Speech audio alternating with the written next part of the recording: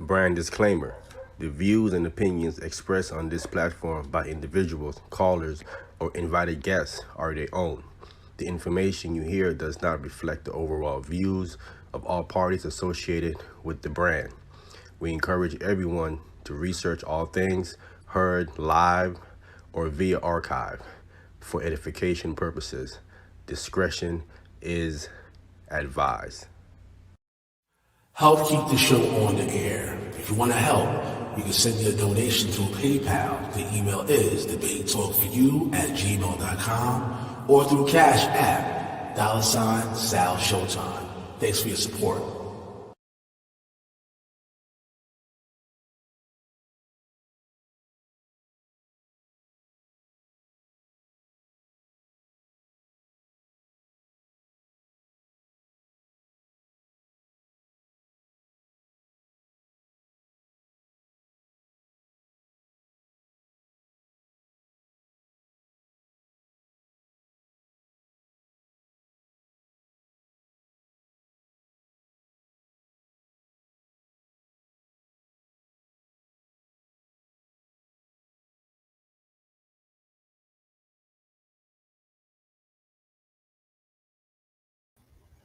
Adding myself to the stream. Okay. Again, Shabbat Shalom. About to dive into the show, spiritual food controversy. Is it lawful to give tribute to Caesar or not? So I want to deal with the Hebraic perspective of what the Messiah said in the first century, from a Hebraic perspective. So with that, I got to give all praises to the Most High, the Creator of all things, the Ancient of Days, the Holy One of Israel. His name in the Hebrew, Yahweh, which means I am, he is, or calls us to be. And we pay homage to his first begotten son, Hamashiach Yahweh Shai. And as our brother Jude puts it in his letter, for us to contend for the faith that was once delivered to the saints. So with that, let me bring in my reader. We can jump right into it. All right, bring my reader in. Shuri, Shabbat Shalom, Ak. Shabbat Shalom, Ak. Shabbat Shalom, Debate Talk family. Kahalayim Laha Yahweh, Allah Yanawa, Vasham Shah Mashiach Yahweh Shah. Big ups to Big Sal, Brother Ahmayan, Brother Gabar, Brother Vinny D. And I'm just ready to get into it, bro. This is gonna be interesting. Definitely. Yes, of course. If we get big ups to Big Sal for the platform, all the moderators on Debate Talk for you, my co-host Gabar. Without further ado, let's get into it. Let's get Matthew chapter 22, verse 15. Get into the context of this. So let me turn my camera off. I didn't have my camera on all night, so I need to have the camera on to do the show. So I just want people to see it. I'd like to see you at the beginning of the show or whatever, but I guess periodically, I guess I bring the camera on back and forth. So we got to dive into this situation here. So, all right, because I got to go and be sharing my screen. So let me go here. All right. All right. So again, Jesus' statement wasn't it wasn't a blanket statement, I'm saying, like any kind of approval to pay all taxes, what I'm saying. I think what he was saying was much more profound when you look at it from a Hebraic perspective from the Bible. Anyone that begins to really read the gospel record, you begin to realize that the Messiah made enemies, right? And because of things that he said and the things that he did, people didn't like certain things that he said and certain things that he did. People got angry, got jealous, against him. And his own countrymen, they plotted to want to put him to death, trying to find ways to trap him and put him to death, right? So, and according to the scholars today, they saying that the Jewish leaders back then, they didn't have the power to kill someone. You know what I'm saying? They didn't have the power to capital punishment was not one of the things they can do to someone. So they had to try to maneuver him into breaking some of the Roman laws or something for them to put them to death or something to that nature. This is what the scholars are saying today. So only the Romans had the authority to inflict capital punishment or something on someone. Okay, so they got to maneuver him into breaking some kind of Roman political laws or something like that. They're trying to get him caught up or something like that. You know what I'm saying? So without further ado, let's get right into it. Let's get Matthew chapter 22, verse 15. Matthew chapter 22, verse 15. Then went the Pharisees and took counsel how they might entangle him in his talk. So the Pharisees now took counsel because he just did a parable against them, and they didn't like it. You know what I'm saying? So they taking counsel, like kind of trap him in his word and try to get him. All right. So again, he's made enemies, things he said and did. Of course, he wasn't breaking Torah, but you're going to make enemies with certain things you say and do, because people are not going to like what you say and do, especially if you're correcting their lies or exposing them being hypocrites. You're going to create enemies and they're not going to like you. You know what I'm saying? So I want to say Shabbat Shalom to the chat. My brother, co-host Gabar, Anthony Wagner, Born Enemy. Shabbat Shalom to everybody else in the chat. So from there, let's go to Luke chapter 20, verse 19 and 20. So we see the Messiah make a lot of enemies, and this is one of the attempts for them in trying to now trap him up with his words on two levels here. All right. So coming to the book of Luke chapter 20, verse 19 and 20, we're going to get more context here of this same event right here in the book of Luke. Luke going to give us a little bit more details in Luke chapter 20, verse 19 and 20. If you got that, Ak, you go ahead and read it. Luke chapter 20, verse 19. And the chief priests and the scribes the same hour sought to lay hands on him. And they feared the people, for they perceived that he had spoken this parable against them. He had spoken this parable against them, and now they was upset and they wanted to lay hands on him. It says, but they feared the people. We see a contrast here clearly between Israelites in the first century and Israelites today. When Israelites viewed someone that God was working with him, who was speaking the truth, and he was standing up, for the people and whatnot, your own people who were like leaders or whatnot could not do anything to him because they was afraid of the people. The people would stone them. You know what I'm saying? Today, where we live in Israel today is different from the Israel in the first century. Like people who we viewed as being top, like people who they viewed Malcolm X and how they viewed Martin Luther King and stuff like that. You know what I'm saying? Like you should rally behind him where your own people who's in position or who might be hating him will be afraid to touch this man, because the common people will go ahead and rise up against him and put him to death. This is how it was in the first century. They couldn't just go and kill someone they hated that was correcting them in the first century. The text tells you right here that they feared the people. People were going to put hands on them if they was to mess with someone that they deemed that God was working with or was speaking the truth and doing all these different things. So we see a different contrast between Israel in the first century and Israel today, especially here in North America. Really different. We're not really to ride or go hard for the people that we view that God is working with or standing up for the people. You know what I'm saying? So it's a big difference. Go ahead. Verse 20. And they watched him and sent forth spies, which should find themselves just men, that they might take hold of his words, that so they might deliver him unto the power and authorities of the government. So this is how far they're going. So they watched him and it sent spies, which should feign themselves just men. So pretending to be just men, that they might take hold of his words, that so they might deliver him unto the power and authority of the government. See, they were trying to trap him up and get him so he can be in trouble with the Romans and delivering him unto them by getting him with something that he might respond and say. So trap him up in his words. But we're going to see right here from a Hebraic perspective, they was doing this on two levels, okay? Two levels they was trying to do this on to the Messiah.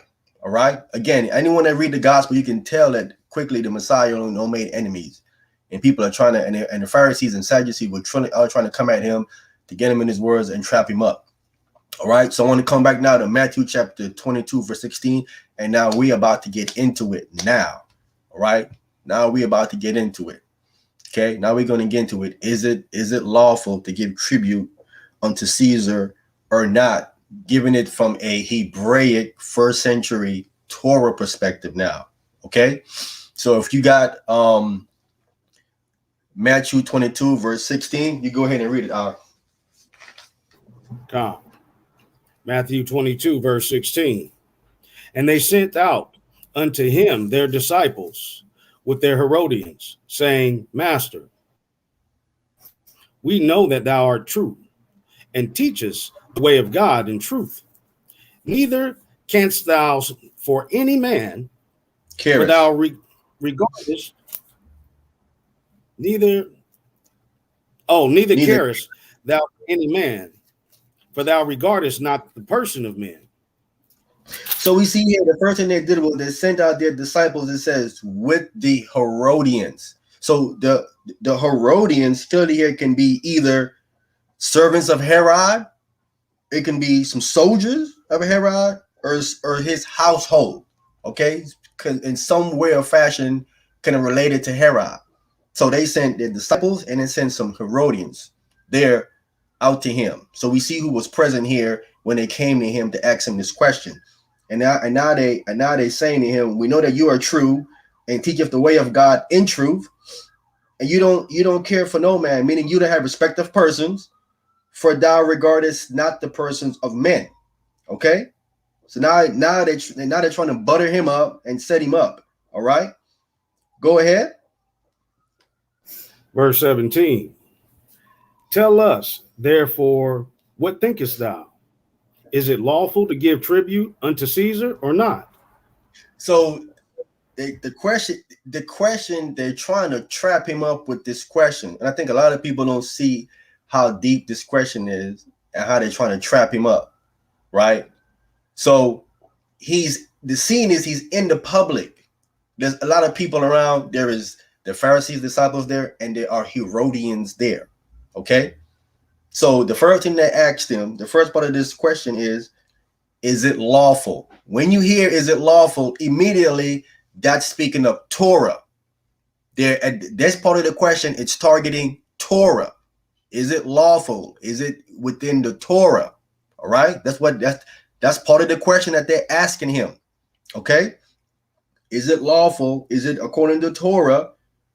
Can you give tribute, tax money unto Caesar or not? The second part of the question is dealing with the Romans at that time, because you can get trapped up depending how you answer this question.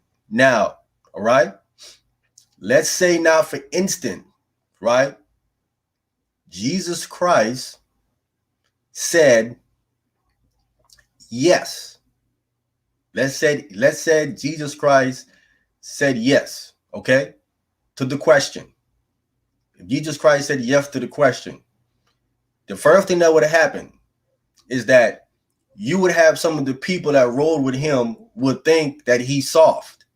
He's getting soft, talking about giving money to the Romans. They might even view him as a Roman sympathizer for doing that, right? And then you would have also those who are patriotic, who would go hard. They would change their view of him.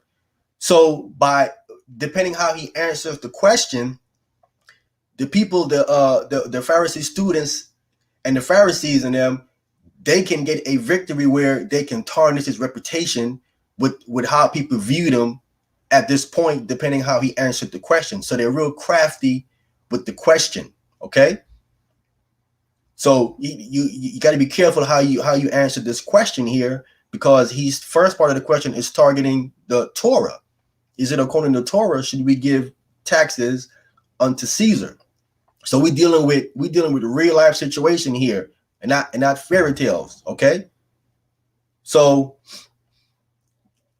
the Messiah is definitely a master when it comes to asking a question. He sees through their deception and what they're trying to do. Right. Again, they're trying to see can they back him into a corner and try to ruin his reputation, because John the Baptist was someone that spoke up against the Romans. John did that. So if Christ didn't do something like that might tarnish his reputation with the people, that they can say, well, John was speaking up against it and you're not doing that. You're talking about paying taxes. You know what I'm saying? So you got to be careful how you answer this question. At minimum, they can leave away. If he said yes, that might tarnish again his reputation.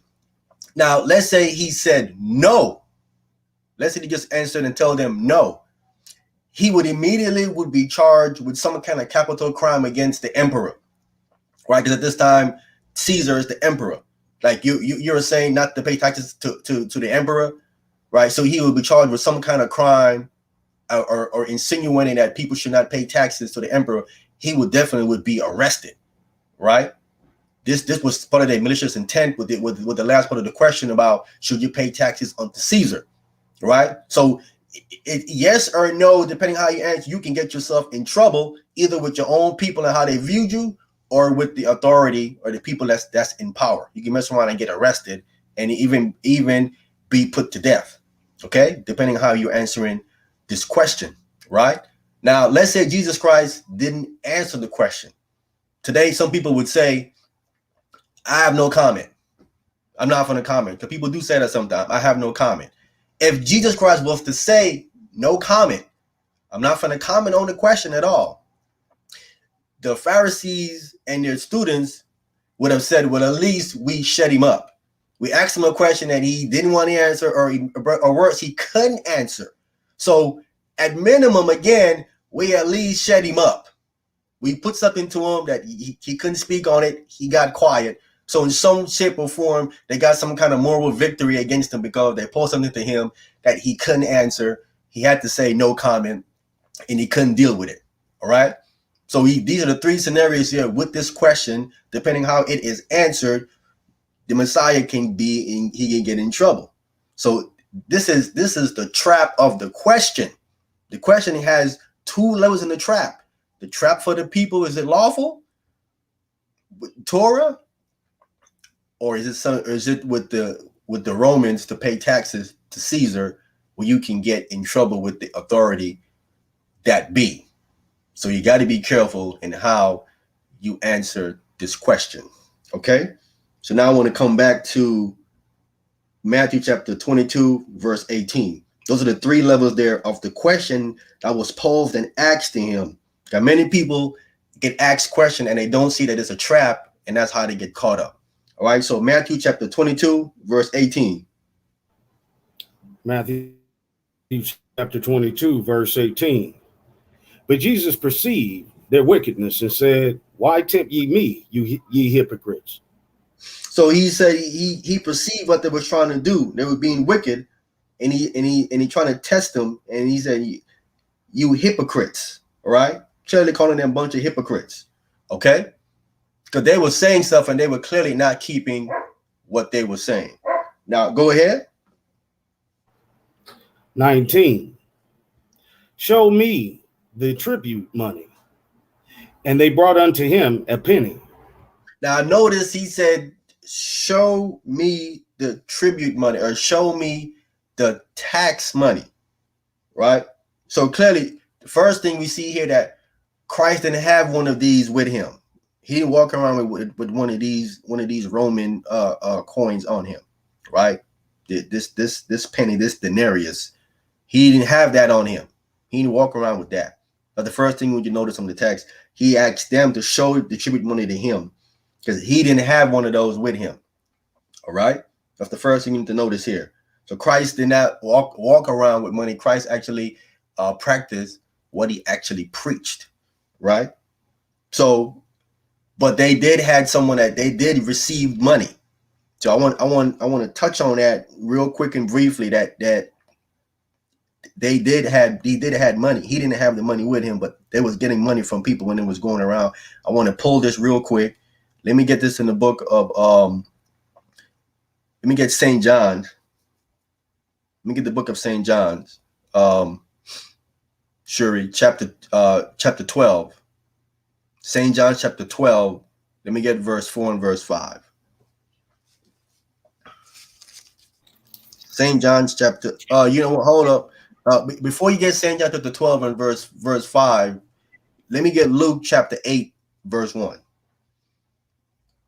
Luke chapter 8, verse 1 first.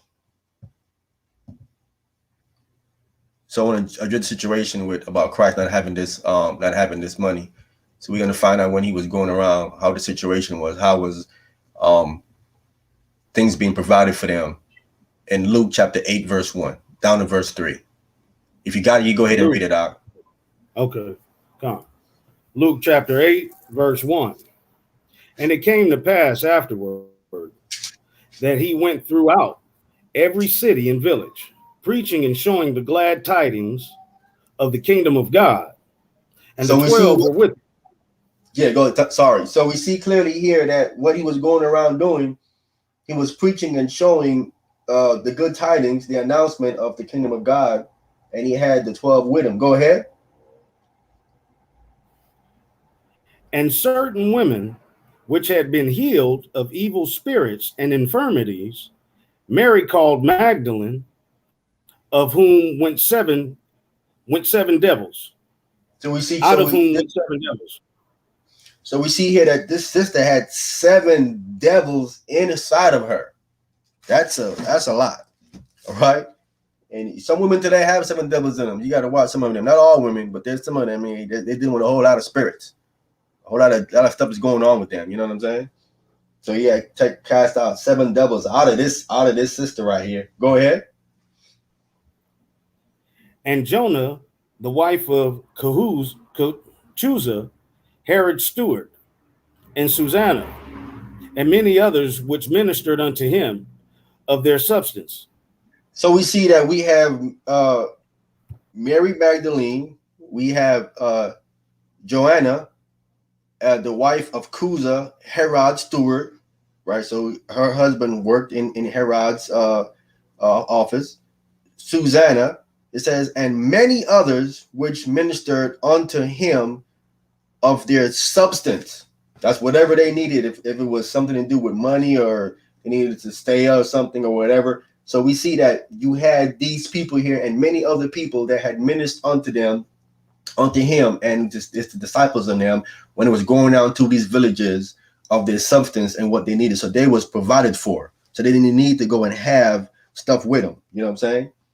So when people was giving them money, someone had to have the money and held the money. So I want to touch on that real quick, but right before I come back to continue dealing with is it lawful to give tribute unto Caesar or not? So from there, let me come to the book of St. John, chapter 12, verse 4 and 5. So we see people was ministering unto them of their substance to help provide for them while it was going teaching the word of God in the first century. So from there, St. John's chapter 12, verse 4 and verse 5. St. John chapter 12, verse 4. Then saith unto his disciples Judas Iscariot, Simon's son, which should betray him. Why not this ointment sold for 300 pence and given to the poor? Go ahead. Then this he said, not that he cared for the poor, but because he was a thief and had the bag and bare what was put therein. So we see here that Judas one, he was the steward back then, or today would be the treasurer. So he had the bag when people would minister unto them of their substance, money, whatever the case might be. He was the one that was holding the money and stuff. So Judas had the bag. All right. So he was the one that had the money. I want to get one more in St. John's chapter 9, St. John's chapter 13. St. John chapter 13, verse 21 down to verse 29.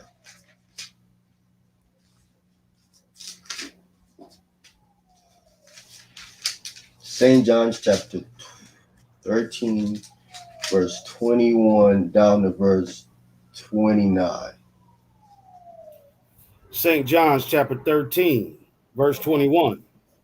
When Jesus had thus said, he was troubled in spirit and testified and said, verily, verily, I say unto you, that one of you shall betray me. Go ahead. Then the disciples looked one on another, doubting of whom he spake. Go ahead. Now there was leaning on Jesus' bosom one of his disciples, one Jesus loved. Simon Peter therefore beckoned to him that he should ask who it should be of whom he spake. So they wanted to know who it was that he was talking about that should betray him. So the disciple that Jesus loved, was leaning on his breast, which we know was the author of this gospel, John. And so Peter was like, "Hey man, won't you ask him who it is? You know, I know he likes you. You can ask him. Go ahead." Verse 25. He then, lying on Jesus' breast, said unto him, Lord, who is it? Jesus answered, He it is to whom I shall give a sop when I have dipped it. And when he had dipped the sop, he gave it to Judas Iscariot, the son of Simon. Go ahead. And after the sop, Satan entered him. Then said Jesus unto him, that thou dost do quickly. So when he gave him the sop, Satan jumped into him, and you just told him to go do what he do it quickly. All right, go ahead. Now no man at the table knew for what intent he spake this unto him. For some of them thought, because Judas had the bag, that Jesus had said unto him, buy those things that we have need of against the feast, or that he should give something to the poor. So we see here that the situation with Judas, that he had the bag, and he was the one that probably was sent out to purchase stuff that they would need. If they needed something, then he would go buy it, or then he gives something to the poor. So I just wanted to come and just bring that full circle to show that people ministered unto from their substance to them. They had a treasurer, and the treasurer went out and did certain things for them. So, but we see clearly when we want to come back now to Matthew chapter 22, but clearly here in Matthew 22, starting back here at verse 19, Jesus Christ didn't have one of these tribute money with him with the subscription of Caesar on it, but they did have some money given to them by their own people. They didn't have Roman money. They had their own money, because back then Israelites had printed up their own money. You know what I'm saying? So what you would have is this. You would have, when it comes to the temple, you have, the Bible talks about money changers. So you would have, if you want to put money into the treasury for the temple, you would have to come with your Roman money that you probably had gotten paid working for them, and then you would come to the money exchanges and you would exchange that money for Israelite money. You could take that money and then get what you need for the temple. You can go get your animal or whatever you need to get to sacrifice what you need for the temple, or put into the treasury. So we see clearly right here the understanding of people having Roman money and money exchangers and so on and so forth. This is the context, so we clearly see that the Messiah wasn't walking around with that kind of money. But that's the reason the Bible talks about money exchangers, to exchange for Israelite money versus Roman money, because that it was not Torah to be having that kind of money to deal with temple things, all right, or put it into the temple treasures. You have to exchange that money out. Okay. So coming back here to Matthew chapter 22, verse 19, he tell them to show me the tribute money, and they brought unto him a penny. Okay, so most likely this was a Tiberian denarius. It was probably a day's wage. Was at this time, right? So, and now this is being relating back to the part of the Torah. Is it lawful? The part of the question. All right. So we want to come to Exodus chapter 20. Exodus 20 and verse 4, real quick. So, because the first part of the question is it lawful? And when you hear that phrase, that's directing you back to Torah. Okay? Directing you back to Torah. So we're going to get Exodus, the 20th chapter, and we're going to get verse 4. Okay? Exodus chapter 20, verse 4. Thou shalt not make unto thee any graven images, or any likeness of anything that is in the heaven above, or that is in the earth beneath, or that is in the waters underneath the earth. Okay, so now I want to share my screen right quick so I can show you what this money looked like. 1 second here. I'm gonna come on, share the screen. So this is how this money probably look. This is a Tiberian denarius. You have the superscription of the Roman king on it right here. And up at the top, it says a Tiberian denarius with the head of Tiberius on this side. It says, notice the letter DV. So DV is here. This is DIVI. This is Divi. Near the forehead. All right. Right. This is this forehead right here. Is DIVI. I'm showing it right here. All right. Near the forehead on the perimeter of the coin. This means that the emperor was considered a god. Right on the money. So the subscription on him and on this money reference him as a god. So according to Torah, you're not supposed to make any of these, and you're supposed to have any of this in your pocket, walking around this in your pocket, because it is like you having this image with you, or are you subscribing to this man here being a god by having this on you. That's why one of the reasons Christ told them to show him the tribute money. All right. Now on the other side, let me gotta shrink this so I can get to it. On the other side of the coin, there is a woman back here named Pax.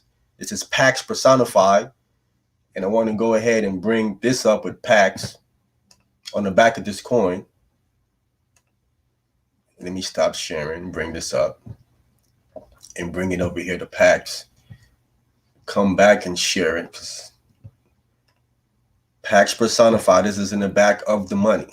All right. On the other side of the money,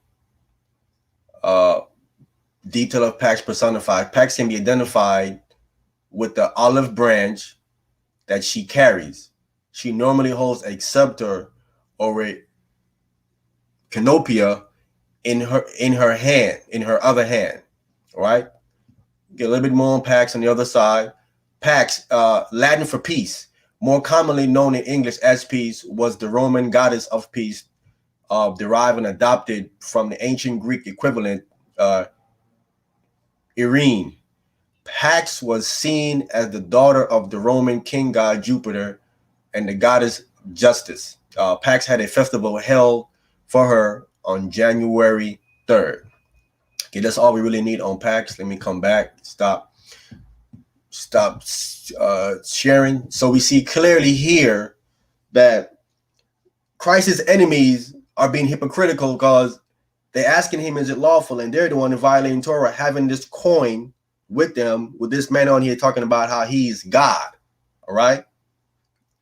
Being hypocrites, trying to trap him up with the first part of the question saying, is it lawful? All right. So again, that part of the question is targeting him to try to get him to look bad in front of the people that was there, or he's violating Torah in some kind of sense. All right.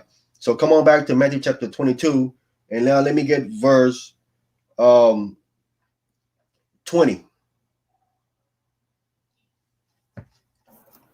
Matthew chapter 22, verse 20. And he saith unto them, who is this image and superscription? So he's asking them, whose image and whose superscription is this here? So basically, to kind of paraphrase what the Messiah is saying, like this is idolatry right here. This is some form of idolatry here with this person inscription on here with him saying that he is some type of God. All right. So we clearly see this is what he's kind of pointing out to them and asking them, whose subscription is this right here? Right.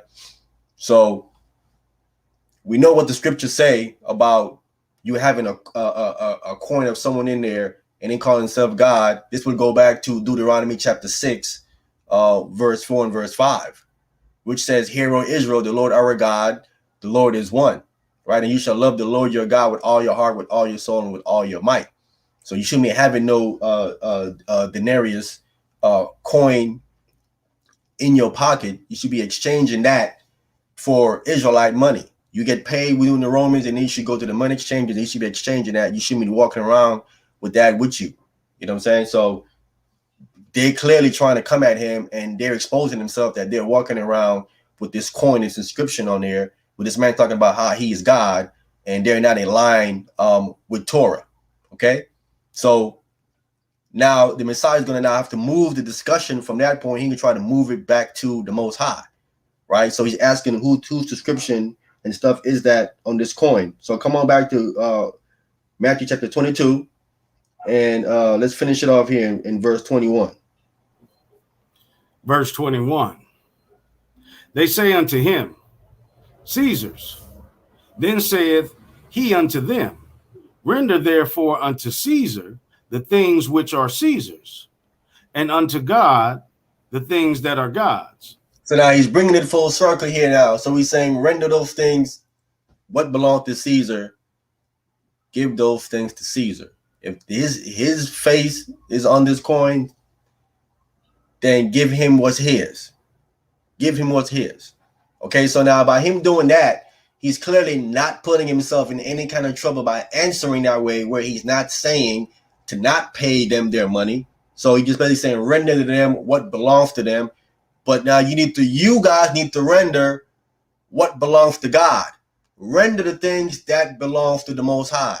So they're not doing that. They're not rendering the things that belong to the Most High. So we need to find out exactly what certain things need to be rendered unto the Most High, according to the Most High, right? Let me get that in the book of Malachi. Let me get Malachi chapter 3, verse 8.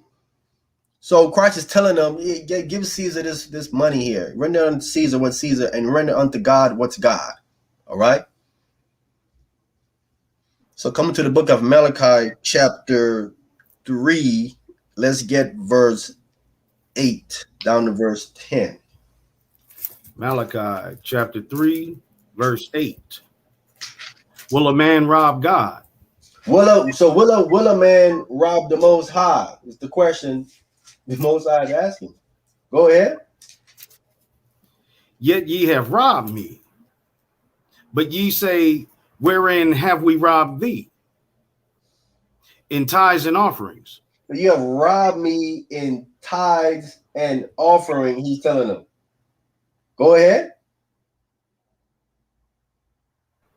Ye are cursed with a curse, for ye have robbed me, even this whole nation.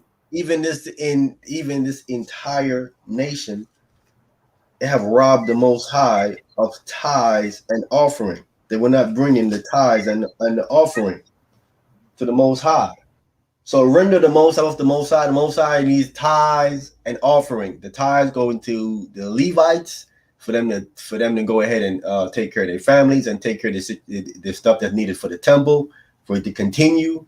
And the offering as well goes with the temple. So the tithes for the Levites, and some of it for the temple, and the offerings for the sacrificing for the Most High. Go ahead. Verse 10.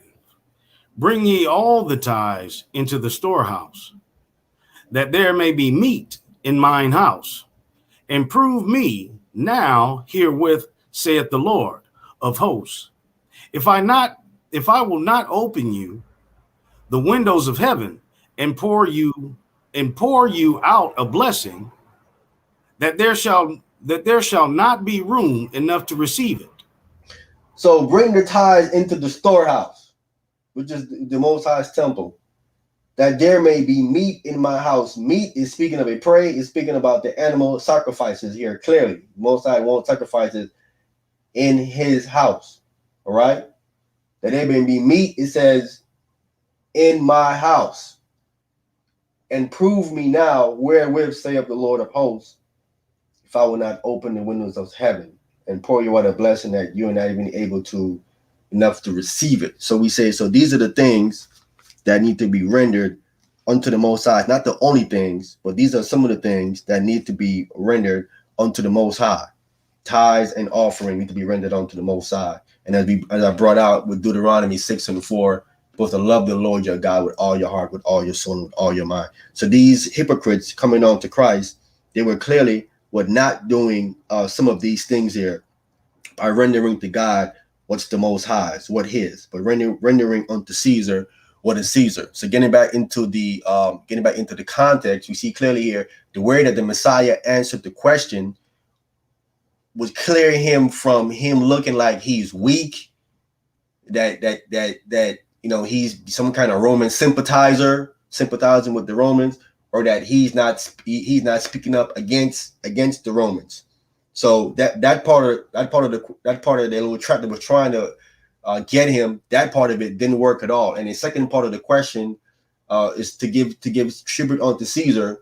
He clearly says to render unto him what belongs to him, but then he adds on there, render unto God what belongs to God, because they were not rendering what belongs to the Most High. They were definitely not following his Torah, replacing it with their man-made laws, rules, and traditions. So the trap that they tried to set for him with the question clearly did not work. It had two levels to the trap, and his answer covers both levels and kept the Messiah intact, and nothing that they tried to did not work. They couldn't use anything that he said that they could have run to the Romans and said, he's over here saying stuff to not pay taxes and anything to you. And so he could have been arrested, anything like that. So that didn't come out of his mouth, So what all that they tried with this question, none of it did not work at all. He covered it. So this is going back into the Hebraic and the first century context of this question, because they wanted to get him, as the brother read in Luke, they was trying to turn him over to the authority, onto the governor. So the whole part of this question was can we trap him up and get him that the Romans can grab him and arrest him and scourge him and probably even kill him. So they was trying to get him way back in his ministry, and finally way at the end, they finally cooked something up with Judas. But we can see clearly here they was trying to get him for the Romans to arrest him with this question, and the Messiah is masterful with his answer. All right. So go ahead and let's get verse 22. Verse 22. Matthew chapter 22, verse 22. When they had heard these words, they marveled and left him and went their way. So when they heard these words, they was astonished of what he said. They couldn't perceive that he was going to say something like that, because the answer did not give them what they would think they would have gotten. They was assuming that this question, it doesn't matter how he really answered it, he would have got trapped up either with the law or something with the Romans. So they thought either way he had answered the question, it would have trapped him up, or worse, if he didn't answer it at all, they would have shut him up. But neither one of those things worked with the answer that the Messiah gave them.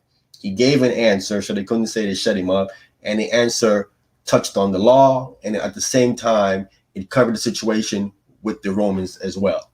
So this is the masterful thing that the Messiah did. I just wanted to touch on the Hebraic understanding of what was going on here with just this one question, and how intricate this one question was, because I've never seen someone touch on it on that level and bring it out and talk about it like that, how they was trying to trap him up on two levels.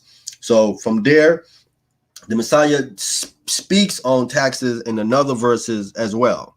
All right. I want to get that other verse here in the book of Matthew chapter 17. Let me get Matthew, the 17th chapter.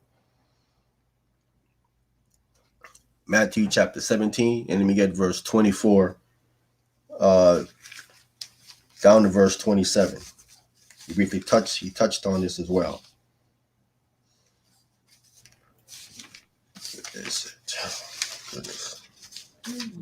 So whenever you get it, brother, you can go ahead. Matthew chapter 17, and you can start at verse 24. Matthew chapter 17, verse 24. And when they were come to Capernaum, that they received tribute money, came to Peter and said, doth not your master pay tribute? So when he came to Capernaum is where he had been brought up. You had people there that had received tribute money. These are the people that received money for it was like a half shekel. This was going off for the temple to help going with to deal with the situation and the needs of the temple. Right. So they came the Capernaum, and these are the people that receive the taxes that will go into the temple. So they asked Peter, does your master pay tribute money? Okay, go ahead. And he saith, yes. When he was come into the house, Jesus prevented him, saying, what thinkest thou, Simon? Of whom do the kings of the earth take custom or tribute? Of their own children or of strangers? So Peter answered and said yes. And when he came in, Jesus prevented him, kind of stopped him, and asked him this question. So who the kings of the earth take custom or tribute from? Go ahead. Verse 26. Peter saith unto him, of strangers. Jesus saith unto him, then are the children free. So Go ahead. So if the kings of the earth takes tribute and custom of strangers, then are the children free from paying taxes, right? So now we know that the Messiah, he is a king. He's clearly a king. So he ain't supposed to be paying no Roman taxes. He's going to pay to his father, to the temple. He ain't paying no Roman taxes. The Messiah is a king. He paid taxes to keeping Torah for the house of the Most High. You weren't paying no Roman taxes. That's why, again, he didn't have one of those denarius coin, one of those Roman coins. All right. So, and this is going back even to when we come into our kingdom, that the king, the Messiah, and we underneath him, he's been our big brother. You're going to be taxing these other nations. They're going to be paying taxes, right? Because they're not the children. They're not the children of Israel. So they're going to be paying taxes. All right, go ahead. Verse 27. Notwithstanding, lest we should offend them, go thou to the sea and cast an hook and take up the fish that first cometh up. And when thou hast opened his mouth, thou shalt find a piece of money, that take and give unto them for me and thee. So he sent Peter. This is dealing with a miracle for him to go to the sea, and he was to go ahead and to pass the hook down and to take up the fish, the first one that comes up. And then and when he has opened his mouth, you're going to see a money. So that's clearly dealing with a miracle, how the Messiah knew that this fish had this money in him. We know that in the water, fishes are definitely attracted to shiny things, you know. So this fish could have bit a bit of money or something, bit on Peter's hook, hooked him up, opened his mouth, saw the money in his mouth, pulled it out. You know what I'm saying? So that's just going to the miracle that the Messiah knew these things and how this stuff works. And then they gave money to those for the temple, right? So we see there here, money was paid for the temple service to keep that going. So he did pay taxes. So this is not about not paying taxes. This is about getting a Hebraic understanding of what the Messiah was saying about paying taxes to Caesar and how they were trying to trap him up with their question. But the Messiah did pay temple tax according to that verse right there. All right. So from there, I want to get another verse here because Paul talks about rendering these things as well. Can we get Romans the 13th chapter, verse 7? Romans the 13th chapter. Romans the 13th chapter, and we're going to get verse 7.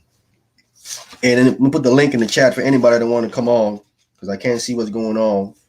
You can come on and ask any questions, either pertaining to this or anything else you might want to touch on. So I don't want to go too long tonight. Have a long weekend, ahead. So just want to basically kind of touch on this right quick and kind of leave it there. So we're getting Romans chapter 13, and we're going to get right to the point, and we're going to drop this link. So when you're there, brother, you can go ahead and read it when you're there. You said Romans chapter 13? 13. Yeah, we're going to get verse 8. Verse 8. Romans chapter 13, verse 8. You mean what? Start verse 7. Get verse 7. Come. Romans chapter 13, verse 7. Verse 7, yeah. Come. Sorry, verse 7, not 8. It's verse 7. Render therefore to all their dues, tribute to whom tribute is due, custom to whom custom, fear to whom fear, honor to whom honor. So Paul is letting us know that you're supposed to be giving people what's owed to them. Give them their just dues. If that's what they're supposed to be getting, that's what you're supposed to give them. So custom to who custom, the fear definitely for the Most High, fear God and keep His commandments, and honor unto honor. So we got to definitely, and speaking of the Messiah, we got to honor the Messiah. That's why we pay him. We pay him homage. We pay him honor. So to whom this stuff is due, Paul is letting us know we're supposed to go ahead and give these people their just dues. All right. So again, I don't want to go too long tonight. There's a couple of stuff here that I wanted to touch on, but I'm not seeing it here. All right, I'm gonna have to leave it there. So let me come back. So we stopping at 7, or we're still going to 8? No, we're stopping at 7.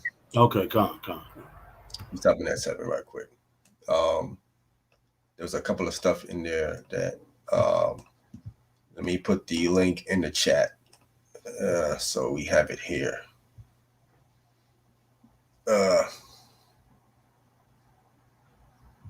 So let me go into the chat right quick and see if we got any question here. All right, you can say Shabbat Shalom to Vinny D. Dominique Liddell, how is Jesus the King, priest, Messiah, etc.? All right. You want to know how is he? If you're on, brother, I got the link in the chat. If you can come on and kind of more explain the question so I can answer it more. You want to know how he became the king? Is that and how he became the priest and the Messiah? I mean, trying to understand. If you can, the link is in the chat. Dominique Liddell. If you can come on, or I guess leave it in the chat to give some more clarity on the question, so I can more accurately answer it. It's kind of a broad statement. How was Jesus the King? So let's give it a chance. Let's get Luke chapter 1, Shuri.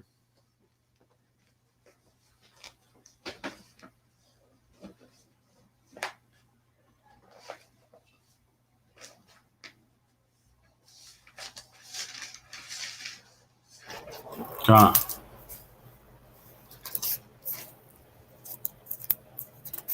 And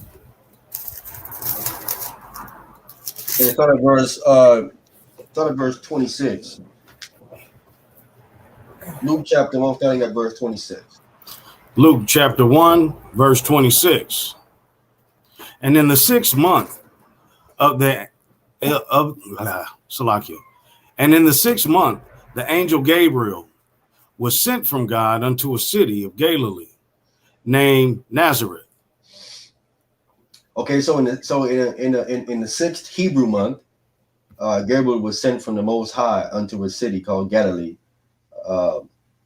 named Nazareth. Go ahead. To a virgin espoused to a man whose name was Joseph, of the house of David, and the virgin's name was Mary. Go ahead. And the angel came unto her and said, Hail, thou that art highly favored, the Lord is with thee. Blessed art thou among women. Go ahead. And when she saw him, she was troubled at saying, Salakia.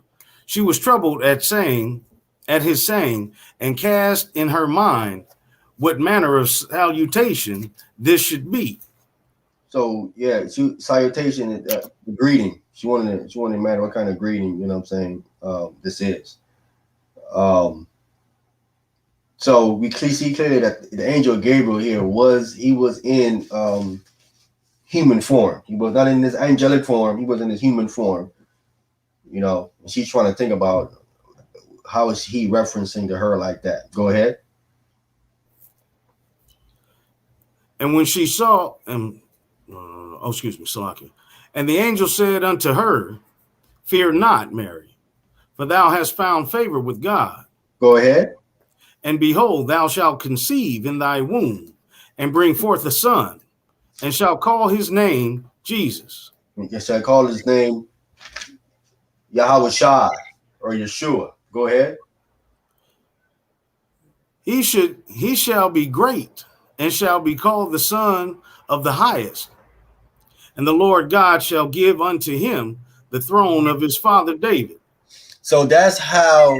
Okay, he's on. Let me bring him on right quick so we can get this cleared up right quick.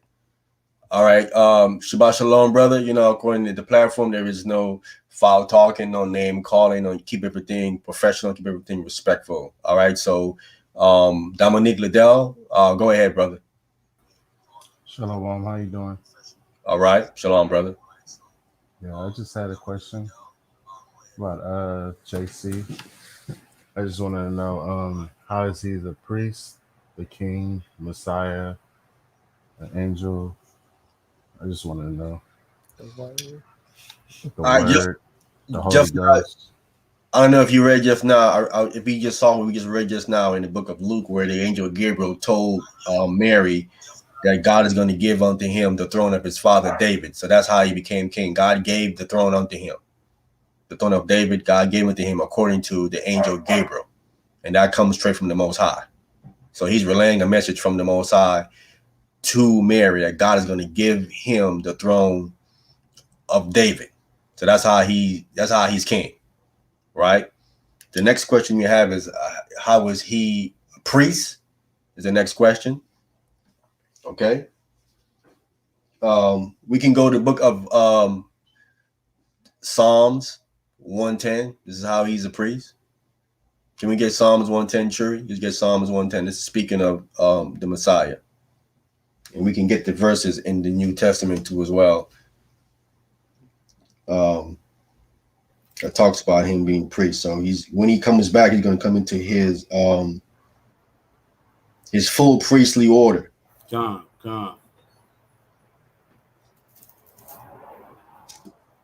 You want 1 all the way to 4? Or? Yes. Psalms 110, verse 1. The Lord said unto my Lord, sit thou at my right hand until I make thine enemies thy footstool. So this is the Most High here speaking to his son, the Messiah, is a Yahweh Shai, Christ, telling him to sit on his right hand to make his enemies his footstool. Go ahead. The Lord shall send the rod of thy strength out of Zion. Rule thy in the midst of thine enemies. Thy people shall be willing in the day of thy power, in the beauties of holiness. From the womb of the morning, thou hast the dew of thy youth. Right. So I did a class on here, and I kind of went. You can go back on Debate Talk for You and Spiritual Food Controversy. I kind of went into this entire chapter here and kind of dove into it in depth. Okay. So if anybody want to know in depth understanding of this chapter, I dealt with it in another class here on Debate Talk for You. You can just go into the archives and you can see the in-depth information on this particular chapter. All right. Go ahead. The Lord has sworn and will not repent. Thou art a priest forever after the order of Melchizedek. So that's how he's a priest. The Most High made him a priest after the order of Melchizedek. So that's how he became a priest. Now I want to come to the book of let's come to the New Testament, Matthew chapter 22. Matthew chapter 22, and let me get verse 41. Matthew chapter 22, verse 41. While the Pharisees were gathered together, Jesus asked them, So when they're getting together, Jesus is asking now the Pharisees a question. Go ahead. saying, What think ye of Christ? Whose son is he? What you think of the anointed? What do you think of the Messiah? Well, whose son is he? Go ahead. They say unto him, the son of David. Yeah, we all know that's the son of David. David's son. Go ahead. He saith unto them, How then doth David in spirit call him Lord, saying, The Lord said unto my Lord, Sit thou on my right hand, till I make thine enemies thy footstool. So we see clearly here the Messiah is letting us know that the one that wrote Psalms 110 was David, and David was speaking in spirit, okay? Meaning he was speaking through revelation from God. That's David speaking to something that was revealed to him by God, all right? That's what it means to be in spirit. He's speaking in spirit, something revealed to him from the Spirit, from the Most High. And he's quoting Psalms 110 as we just read. Okay, go ahead. If David then call him Lord, how is he his son? So he posing them a question, that they can't even answer this question. They love to ask Christ question, Christ answering their question. He posed them a question and they stumped them. They ain't can answer the question. Go ahead. And no man was able to answer him a word. Neither does any man from that day forth ask him any more questions. So he shut it down with that right there. So he posed them a question and shut them down. But I came here to show you that the Messiah is confirming that Psalm 110 was written by David and it was talking about him. Okay, David was calling him Lord. All right, and we read further down in Psalm 110 that God made him a priest. So he's a priest according to God. So God anointed him a priest. All right. So we got the king, we got the priest, and he wants to know how he is the Messiah. That's the other question that the brother had. We now want to come to Daniel's chapter 9. Let's get Daniel the 9th chapter. We're gonna find out how he is the Messiah. And we're gonna come on back to the Renewed Testament. Daniel chapter 9. And let's get right to the point. Let me get verse 25 and 26. We can get right to the point. Daniel chapter 9, verse 25. Know therefore and understand that from the going forth of the commandment to restore and to build Jerusalem unto the Messiah, the Prince, shall be 7 weeks and 62 weeks. The street shall be built again, and the wall, even in troublous times. So we see clearly. So this is how he is the Messiah. There's a timeline given to us of when Jerusalem was going to be rebuilt, and that's gonna lead all the way down to the Messiah, the Prince. And time elapsed in between. We have 7 weeks, 49 years, 62 weeks. All right, 62 weeks in all, making that 434 years. Added to the 49 years, going to get you to 483 years. All right. So within the 7 weeks, Jerusalem was built and the wall in troublous times. You read about that in the book of Nehemiah and Ezra. Okay, go ahead. Verse 26. And after 62 weeks shall Messiah be cut off, but not for himself. And the people of the prince that shall come shall destroy the city and the sanctuary. And then, Salakia. And the end thereof shall be with a flood. And unto the end of the war, desolations are determined. So we see now, and after 62 weeks, the Messiah is going to be cut off. So we see clearly here that the coming of the Messiah is got to be in the 1st century, right? Or the time of the Second Temple. Can be before the Second Temple. It's got to be, and it cannot be after the Second Temple. So the Messiah comes in the time frame of the Second Temple. And some time frame in the Second Temple, he is going to be cut off, but not for himself. And then the people who are the Romans of the prince, which is be Titus, he's going to come. He shall destroy the city, Jerusalem, the sanctuary, the temple, and the end thereof shall be with a flood. And unto the end of the war, desolations are determined. So we see clearly that the time frame here given for the Messiah to come is within Second Temple time frame. So the only one that fits the thing spoken of the Messiah within the Second Temple time frame is Hamashiach Yahushua, the man that came in the 1st century. He's the only one that fits the things there in that time frame. All right. So that's how he is the Messiah. So I hope, brother, did we answer your question? Dominique Liddell, I know you're still on. You can come back on, brother. We want to make sure I answered your question. You know what I'm saying? So that's the question that you had, and just wanted to make sure that we answered the question. Let me put the link back in the chat so you can come on and confirm, or you can leave it in the chat for us. Let me know if did we answer the question. I don't know if there's any other questions.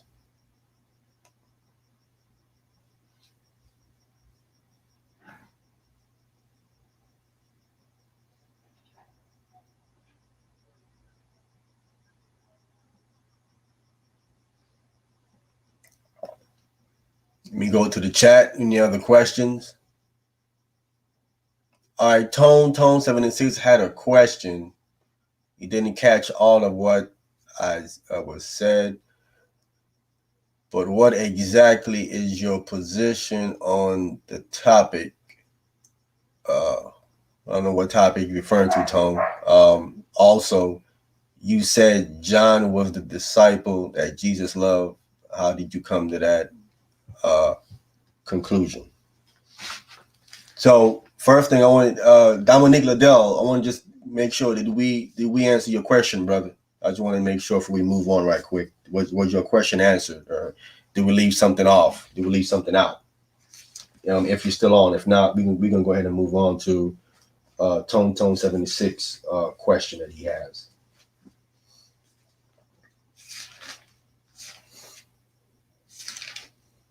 Oh, so I guess we're not getting a response. All right. Let's come on back to St. John, Shuri. St. John, the 13th chapter, where we read that at real quick.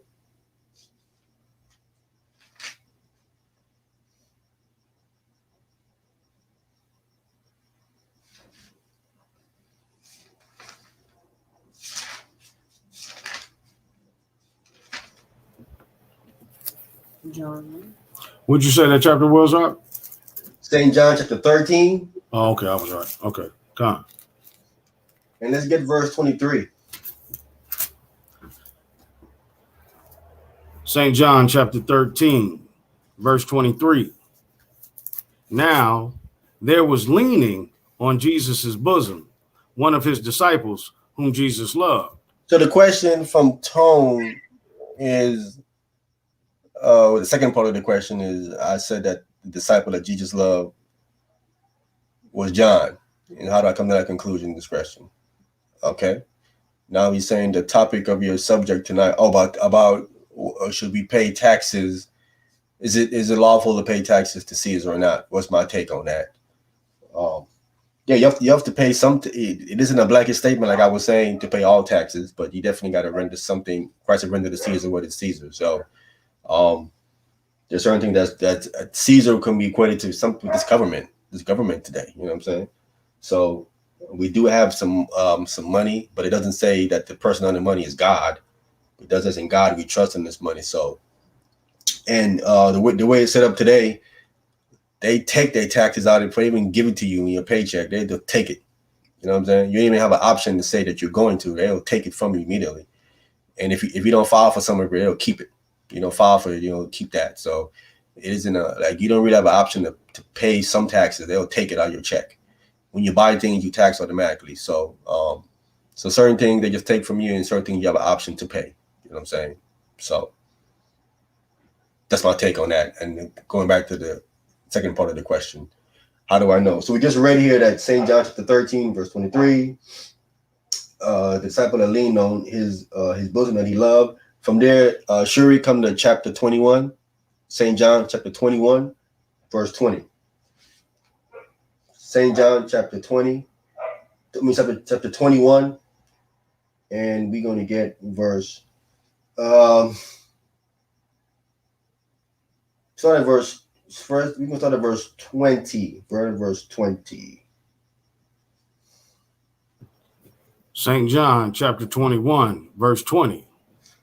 Then Peter, turning about, seeth the disciple whom Jesus loved following, whom Jesus loved following,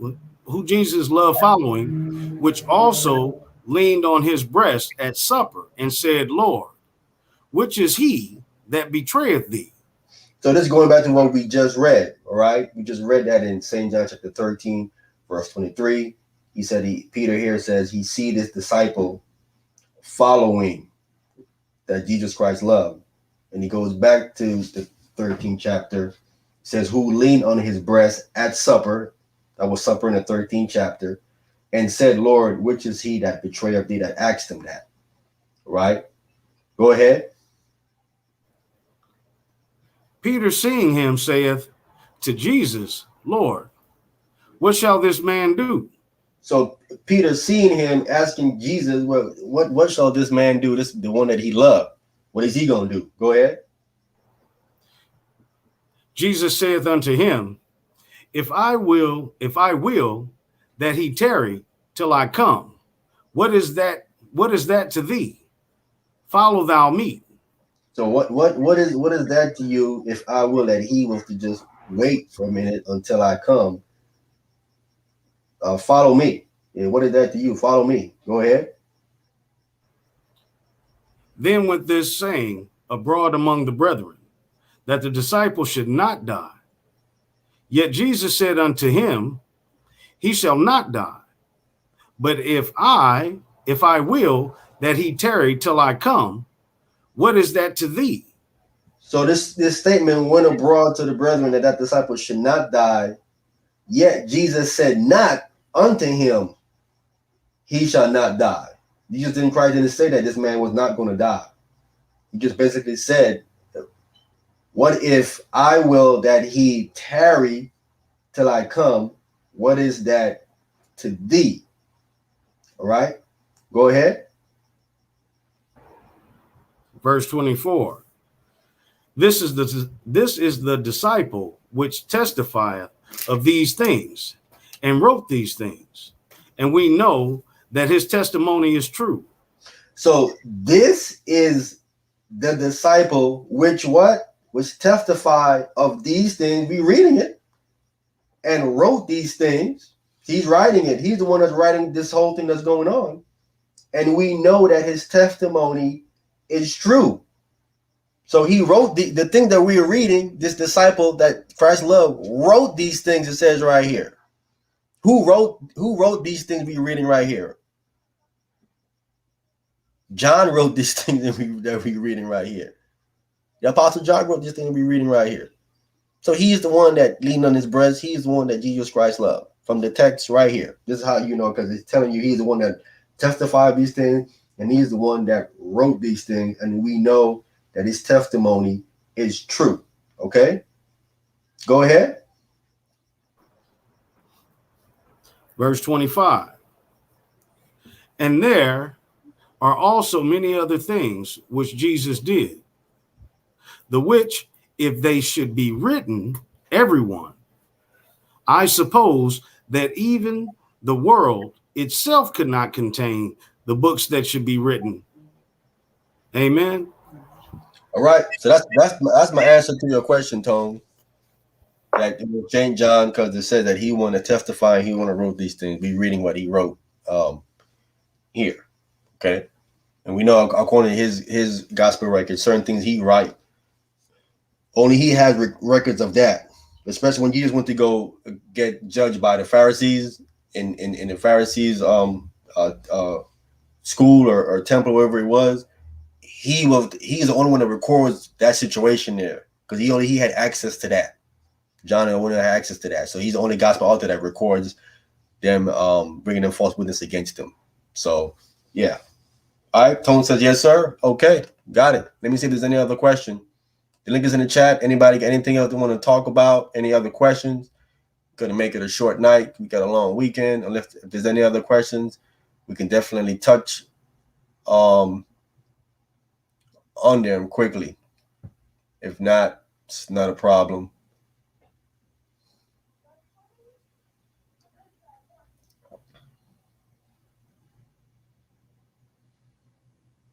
Yeah, brother Sal, come on. We need Sal to come on. Anthony Wagner, like, come on, Sal. Facebook show, greatest live stuff, good stuff. We need to come on the YouTube side. Waiting for Sal to come on. Okay, so we answered Dominique Liddell question, the King, Priest, Messiah. We answered that.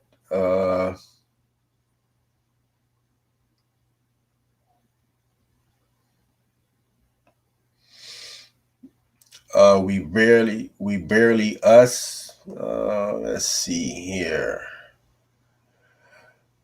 Maybe the question is you gotta be Levi to be a priest, and wasn't no priest king, etc. Picking corn on the Sabbath ain't heard of as a king, no priest. There was no priest of the tribe of Judah.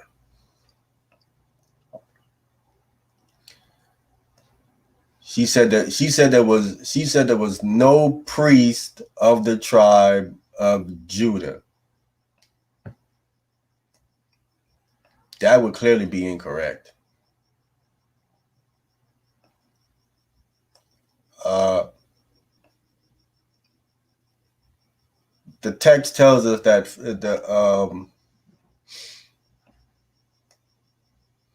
can we get Exodus? Shuri, Exodus 24.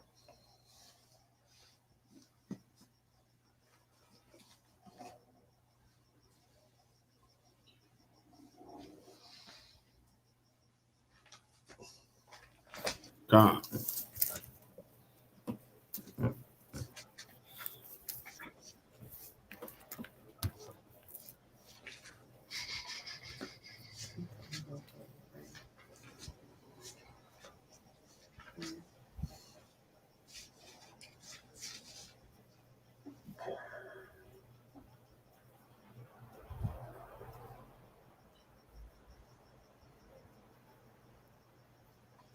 Exodus 24, let's get right to the point. Let's get verse 5.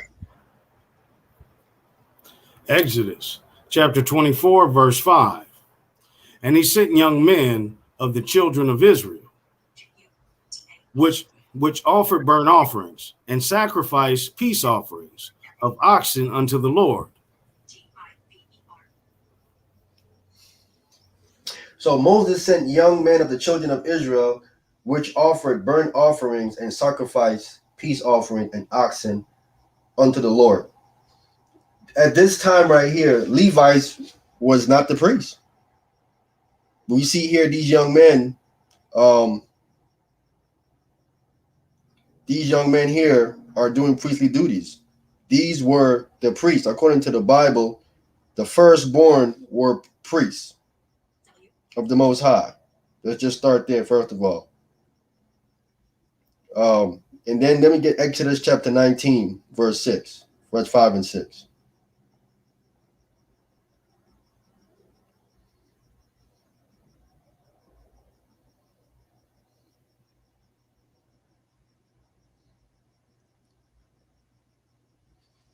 Exodus chapter 19. Exodus chapter 19, verse 5. Now, therefore, if ye will obey my voice indeed and keep my covenant, then ye shall be a peculiar treasure unto me above all people, for all the earth is mine. Go ahead. And ye shall be unto me a kingdom of priests and a holy nation. These are the words which thou shalt speak unto the children of Israel. So the intent of the Most High from the beginning was that the entire nation was supposed to be priests, not just one tribe. Okay, and before Levi was given or was made a tribe, was made a priest without an oath, just because of what they did. We had young men, firstborn young men of the nation of Israel, to offer offerings to the Most High, operating as priests before Levi even became priests. But again, the entire nation was supposed to be priests, and that's how we started to. It's coming to fruition under the Messiah. So it isn't. So you don't have to be a Levi to be a priest. The entire nation is considered priests. Okay. Let me get Psalm 60 and 7, Shuri. Psalm chapter 60, verse 7.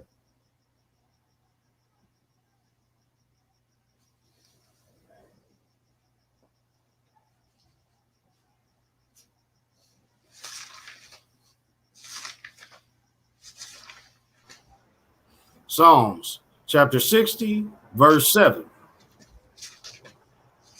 Gilead is mine, Manasseh is mine. Ephraim also is the strength of mine head. Judah is my lawgiver. So the laws was given by the priest, but here the Most High saying that Judah is the lawgiver. That's a priestly duty. The priest was the one that was giving the explanation for the law. But here it says Judah is my lawgiver. They operating as priests. I want to get the verse where it tells you that David's children, the text called them priests.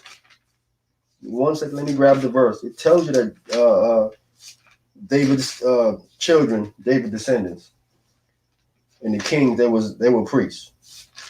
The Bible actually says this.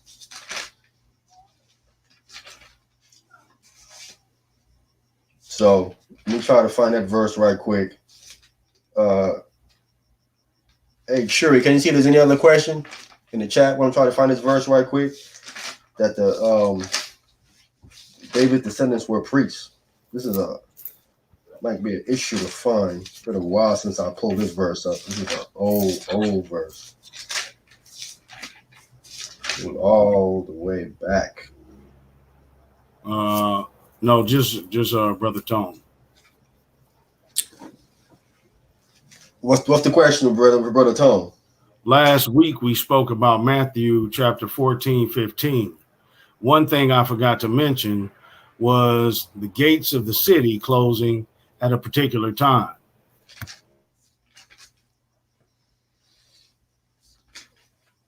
I don't understand the.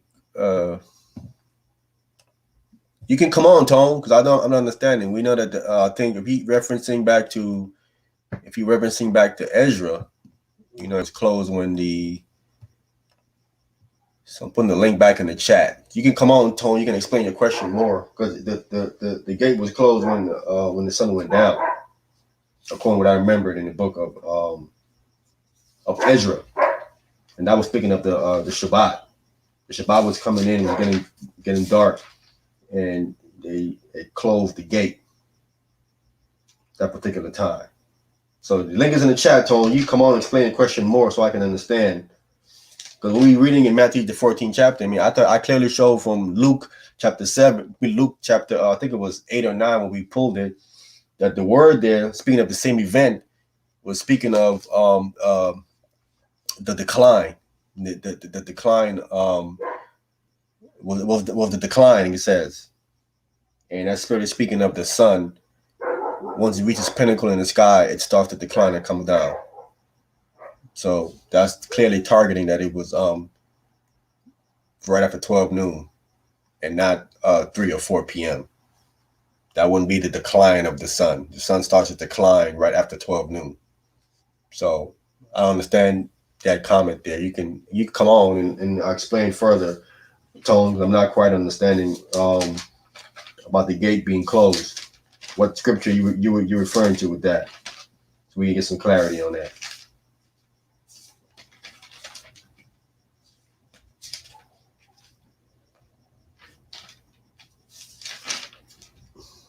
Because if not, we're getting ready to shut it down. We don't see no other questions coming in. I'm trying to find this text because it calls David's someone of his household is called a priest in one of these verses here, at the end of one of these verses. I'm trying to remember the context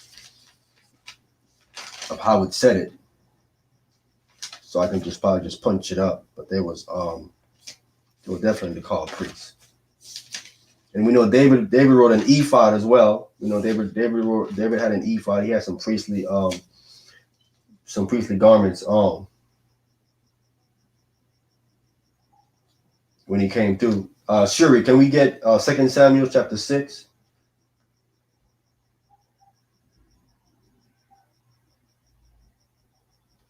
Let me see if this is the one where David, I think he said he had an ephod on. Let me see here. Is this the one?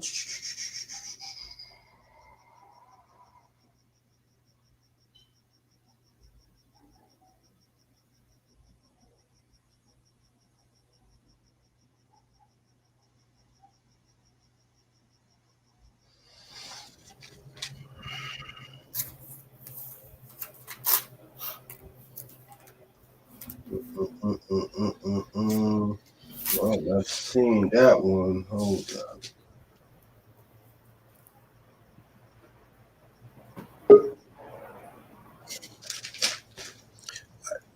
Uh-oh, Tone popped off and popped right back on. Try it again, Tone. You didn't come on. You didn't make it on, Tone.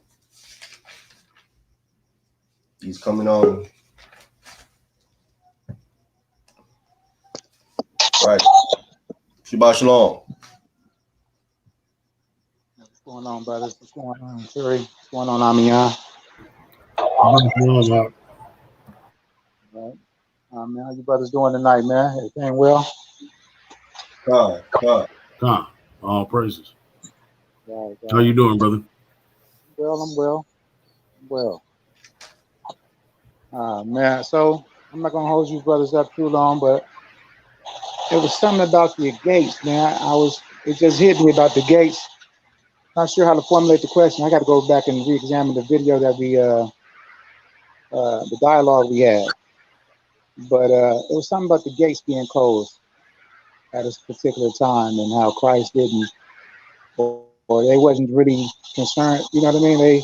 It was a time period prior to the gates being closed. The gates being closed is a significant point. It's significant in that dialogue we had, but I didn't bring it out. But I also brought out something about the winter solstice. Because I remember you making the point that the days wasn't longer or shorter back then. And I brought out something about the Romans, but you brothers never really responded to that. We was moving pretty fast, had other callers coming in, so it was a question that was kind of overlooked about the Romans, how they knew how the days, they understood the days were in fact getting shorter and longer back then because the Romans had this winter solstice thing going on. And you know, when you look up that history about how days were shorter and longer back then, it's there. And in that first century, like you guys said it, I mean, more specifically, Ahmayan said it. I'm not sure about Shuri, but Ahmayan, you said that it wasn't like that back in the first century. But I'm pretty sure you were familiar with the winter solstice and how the Romans did some type of celebration during that period. If you can chime in on that, I'm gonna get off right now, and I'm gonna hold you brothers on too long tonight. But yeah, I just wanted to point that out real quick and get some feedback on that. Well, before you go, Tone, I mean, you're saying that we need to show the evidence, but how do you answer the scripture I pull about Christ says there's 12 hours in a day? Well, I really wouldn't can't disagree with that. You know what I mean? That's what he said. That's what it is. But I'm pretty sure he had something else. It was like you said, how everybody else interprets that, but you refuted. You was like, I don't agree with that. You said something. What was your response to that? You said because everybody else said something about that. You actually answered it last week. You said everyone else says what? That this is some type of. Go ahead and say that again. Could you rephrase what you said last week? I said that Christ is saying that there was equal amount of day and equal amount of night by saying that. I'm saying though, people that are in opposition to what you're saying, you said their understanding of that scripture is what? I don't remember me mentioning someone in opposition to that scripture. I don't remember me mentioning that. If you go back and review that video, or you know what I mean, that dialogue last week, you understand what I'm saying. You said somehow I forgot it. I can't really remark. Let me see. I'm trying to think about what you said. It escapes my memory at the moment, but I can't repeat that right now. You feel me? But you answered it last week. You answered it last week. You said it wasn't. You said it wasn't that though. I didn't say that. Why would I say it wasn't that? I'm the one pulling it to show that it is that. Why would I refute my own self? No. You said it wasn't that. What the point that I'm trying to make now? You say everybody else says it's one thing. You're saying that one thing that I can't remember. I can't remember what you said. I'm not saying what you're saying now. I'm not saying that you're not refuting yourself. You're misunderstanding what I'm saying. Your position is what Christ said, 12 hours in a day. But you said how everybody else, how they explain that scripture, they explain it a different way. And that's what I'm making reference to. You know what I mean? That's what I'm making reference to, not what you're saying. But okay, nevertheless, I got you. I'm saying, let's say I did say that. I'm just saying is that nothing that they say will trump what the Messiah said. The Messiah said the 12 hours in the day. It doesn't matter what anybody say after that. He knows what he's talking about. He knows better than any human being. If he's saying there's 12 hours in the day, there's 12 hours at night. There is no argument after that. I got you. I hear what you're saying, my brother, but all I'm saying is, are you familiar with the history of the winter solstice and the Roman worship and the history of that? If we don't follow the history, we might as well throw out. I mean, many books would be dismissed and overlooked. I know we got some falsehoods and a lot of records, but everything doesn't. You know what I mean? Every ancient book or text or the records of antiquities, they're not just all lies. You know what I mean? There's truth in those ancient writings. But again, just keep it real simple. Are you familiar with the Roman solstice? The winter solstice, and how the Romans worship during that period of time? You talking about the first century? First century, the Romans, when they was in rulership, first century Romans, winter solstice. Are you familiar with their worship during that period of time? Yeah, I'm familiar with the winter solstice. I don't know anything about the first century. I don't know anything about them dealing with the winter solstice in the first century. I don't know anything about that. I heard and familiar. I'm a little bit familiar with the winter solstice. Okay, I was just bringing that out because all I was bringing that out to just point out that people were familiar with, or they understood and acknowledged that days did get shorter and longer during that period. That's all I was bringing out. Nothing more, nothing less. Because I'm just trying to get you to see that, because you made a statement that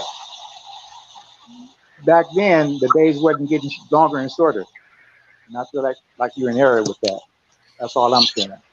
If I'm in error, then the Messiah is in error, because that's what I pulled what he said. If what he said is, how can the days be longer when he specifically state that they're 12 hours? He's just basing things. Obviously, what he said there had a more complex meaning. You know what I mean?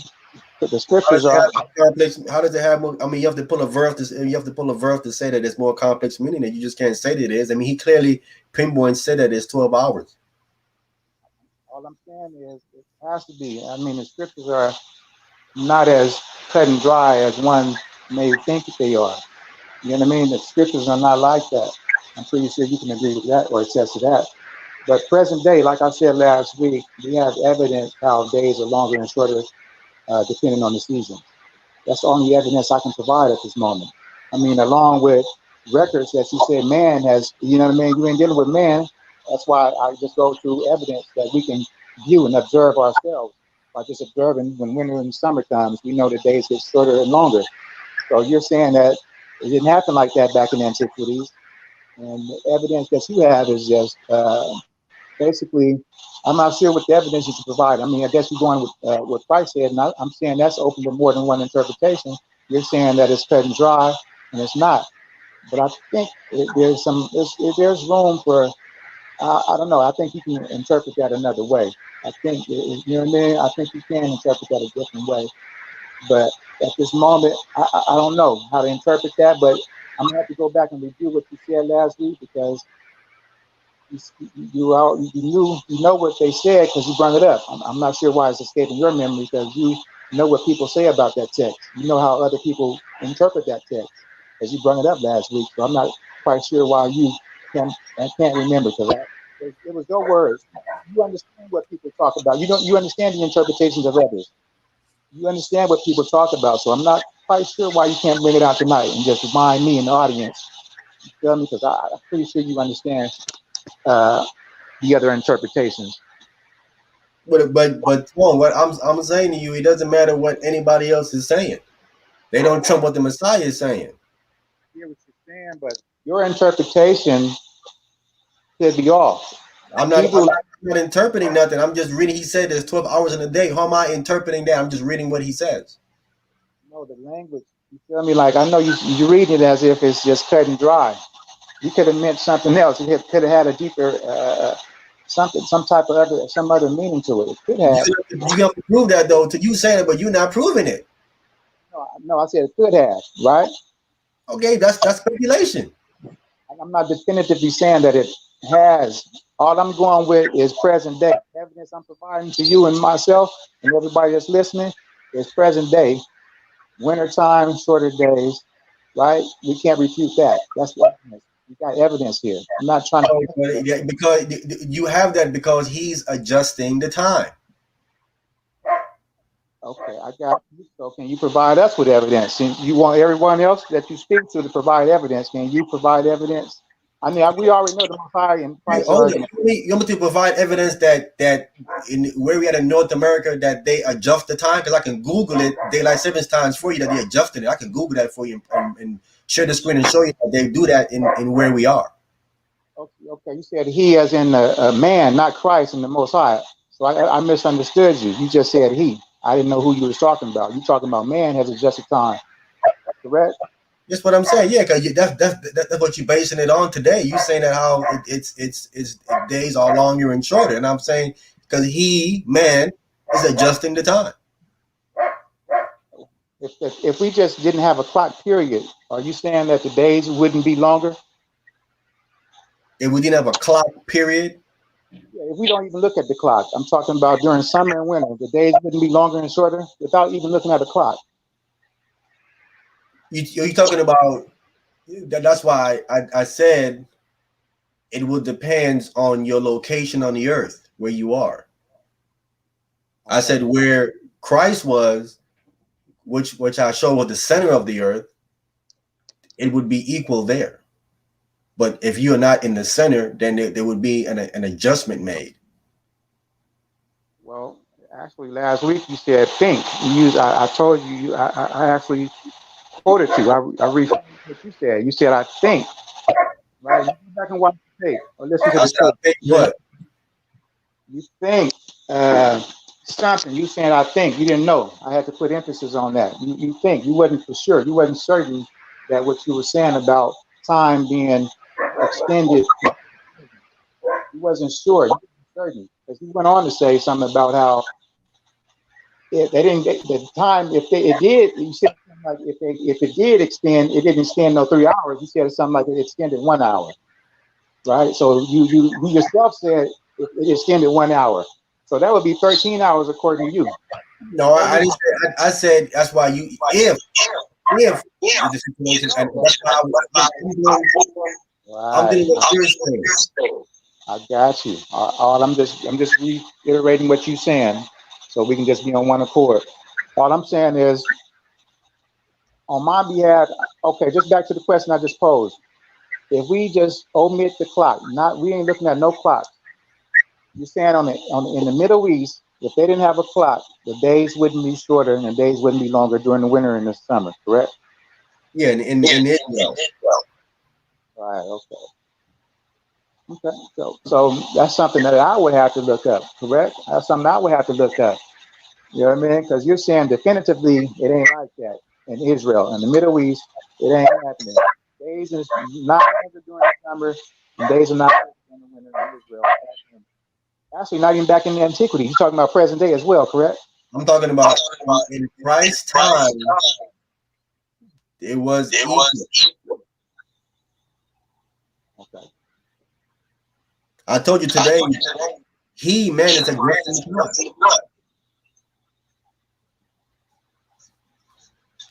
So just for clarification, back in Christ's time only, not today. Today, his days are longer and shorter in the Middle East. Yeah, because of the No, we ain't talking about the clocks though. We omit. No, we're not even looking at the clocks. We're talking about days. We're not talking about time. We're not talking about time in reference to clocks. We're talking about the day being longer and the nights being shorter during winter and summer and spring. Without a clock, we omitting clocks. We're not looking at a clock. We're not looking at a watch. We're not looking at cell phones. We're not looking at clocks. Nothing like that. We're talking about observing the days by looking at the sun, how long the sun is out during the winter. I mean, during the winter and summer. We observing sun, the luminaries. We're not observing clocks and watches. You're saying that in the Middle East, back in antiquities, days were not getting longer and shorter. There was even 12 hours a day. And present day is like that as well. I'm saying according to Christ, 12 hours in the day. We just move on, Mecca. We can move on from that. Look, just because we disagree, I hope I ain't coming off too aggressive or abrasive, man, but that's not my intentions. Obviously, you're in disagreement with me, and I'm in disagreement with you, but You disagree with Christ. At the same time, no, I'm not disagreeing. I think this has a more. It needs to be. I need to look into what that. You feel me? I need to do a little studying on that particular verse and see what other scholars have came to the conclusion they came to, and then just do my own independent study on that verse. But what my point was, I'm not trying to be argumentative. We just disagree. That's all. You know what I mean? It's no big deal. I promise you, it's no big deal, my brother. I promise you. But yeah, so just moving right along. So the winter solstice and all that, it wasn't going on back then. Days wasn't short. I got you. So you about to get off or what? Can I pose one more question before you get off, man? No, go ahead, bro. Colossians 2:14. Let's see.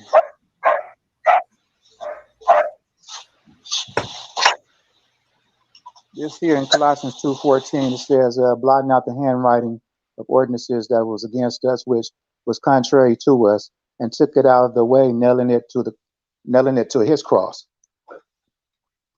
So, what was nailed to the cross? If you can provide me with an answer with that, in your paradigm, what was nailed to the cross?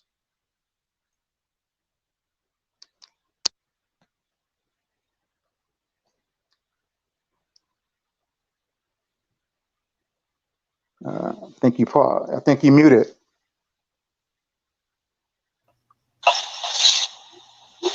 Colossians 2:14. Yes, Colossians 2 and verse 14.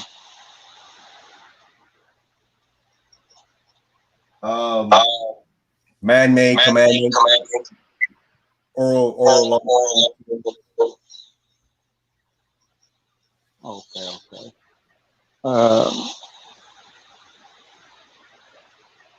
How does one come to that conclusion? And I'm asking that question because it says here, blotting out the handwriting of ordinances that was against us. If it's oral, it's oral. That's something passed down from mouth to mouth, from generation to generation. It's not written. Handwriting states that it's written Torah, not oral Torah. It says handwritten ordinance.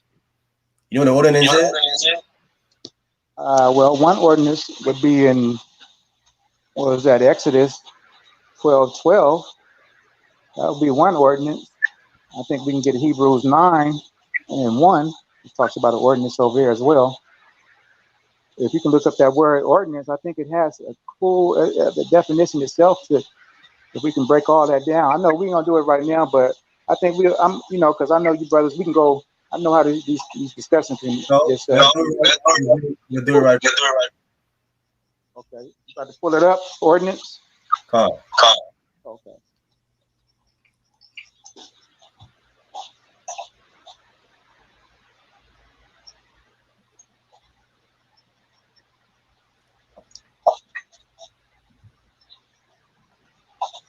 Hold on, let me show this.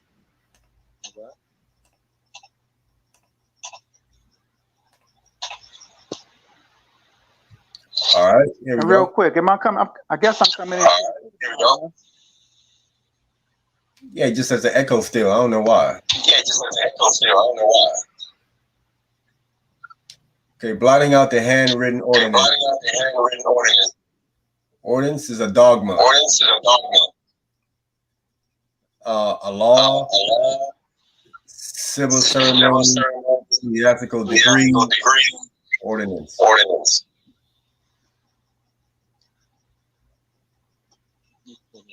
Okay, keep it on the screen. Okay, so we got the. I need to pull it up on my TV. So repeat that definition again, Ahmayan. Let me hold up.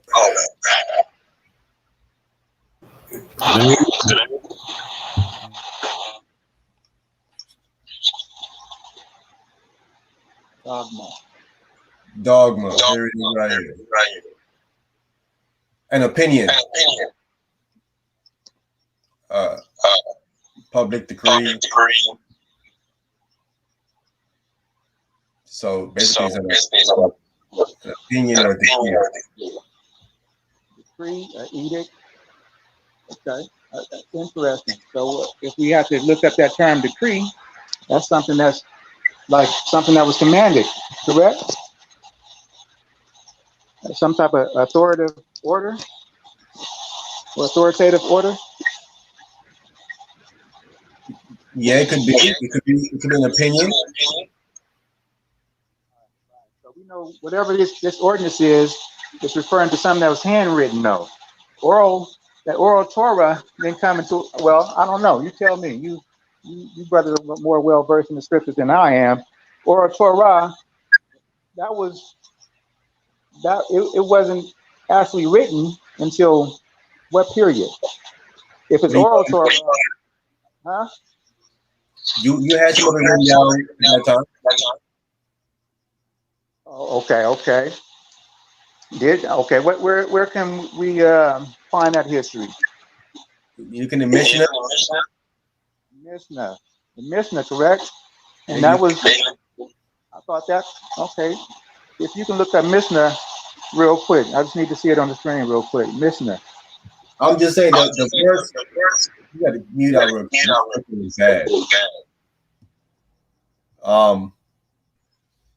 The verse says.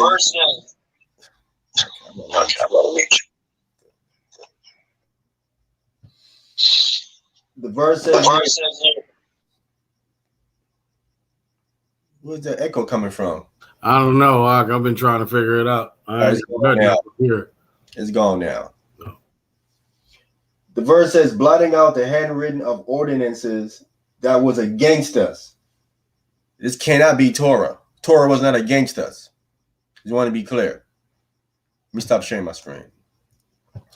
Torah wasn't against us, which wouldn't make any sense. The Most High wouldn't give us something that was against us. How do you give your children, as you call, and your son, and the one you said you're married to, why would you give them something that was against them? None of that make any sense. And this is what Christians be trying to say. This thing is saying they're trying to say Torah is some kind of bondage or some kind of against them, which doesn't make no sense at all whatsoever. For God to give His people something that's going to be against them. So this text said there's something that was against them. We know what clearly was against them was these man-made laws. That's what against them. So the text is letting us know whatever this handwriting of ordinance is, it was against us. It says which was was even contrary to us. It said, and took it out of the way and nailed it to the cross. So those things that they speak of, this thing here clearly eliminates it from being Torah. Because Torah was not against us. Paul called Torah spiritual. He said the law was good. Paul said these things. I can read it for you in Romans chapter 7, where Paul said the law was good. And he said he wouldn't know sin except the law told him what it was. So it's educational. So I don't know how can it be against us. So whatever this is, whatever this is, we know clearly it can't be nothing. Torah could be nothing in it from God or from Moses, from the law of Moses, from the Most High. Could be nothing of that. You know what I'm saying? So I'll bring you back in, Tone. So that's why I'm saying it's not Torah, because this was against us, and it goes as far as say it was contrary to us. You can mute yourself, Tone. Right. I just wanted you to grab that Mishnah definition and see when that was taking place, because you brought it out. I just wanted to get that. 1 second. Yeah, because I'm looking at this like that. This is, I hear what you're saying as far as like it was against us, but I looked at verses like Acts when they said we couldn't keep it in Acts 15. And Paul said something about some being death to him. Let me see here. In Romans.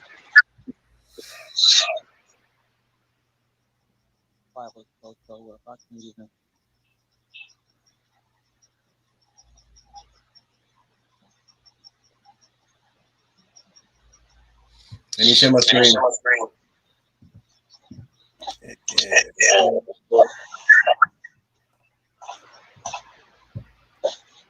All right, Mishnah.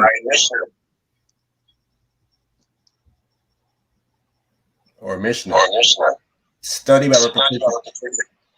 From the verb shana, to study and review. The first major writing collection of the Jewish oral tradition, known as the oral tradition, is also the first major work of rabbinic literature.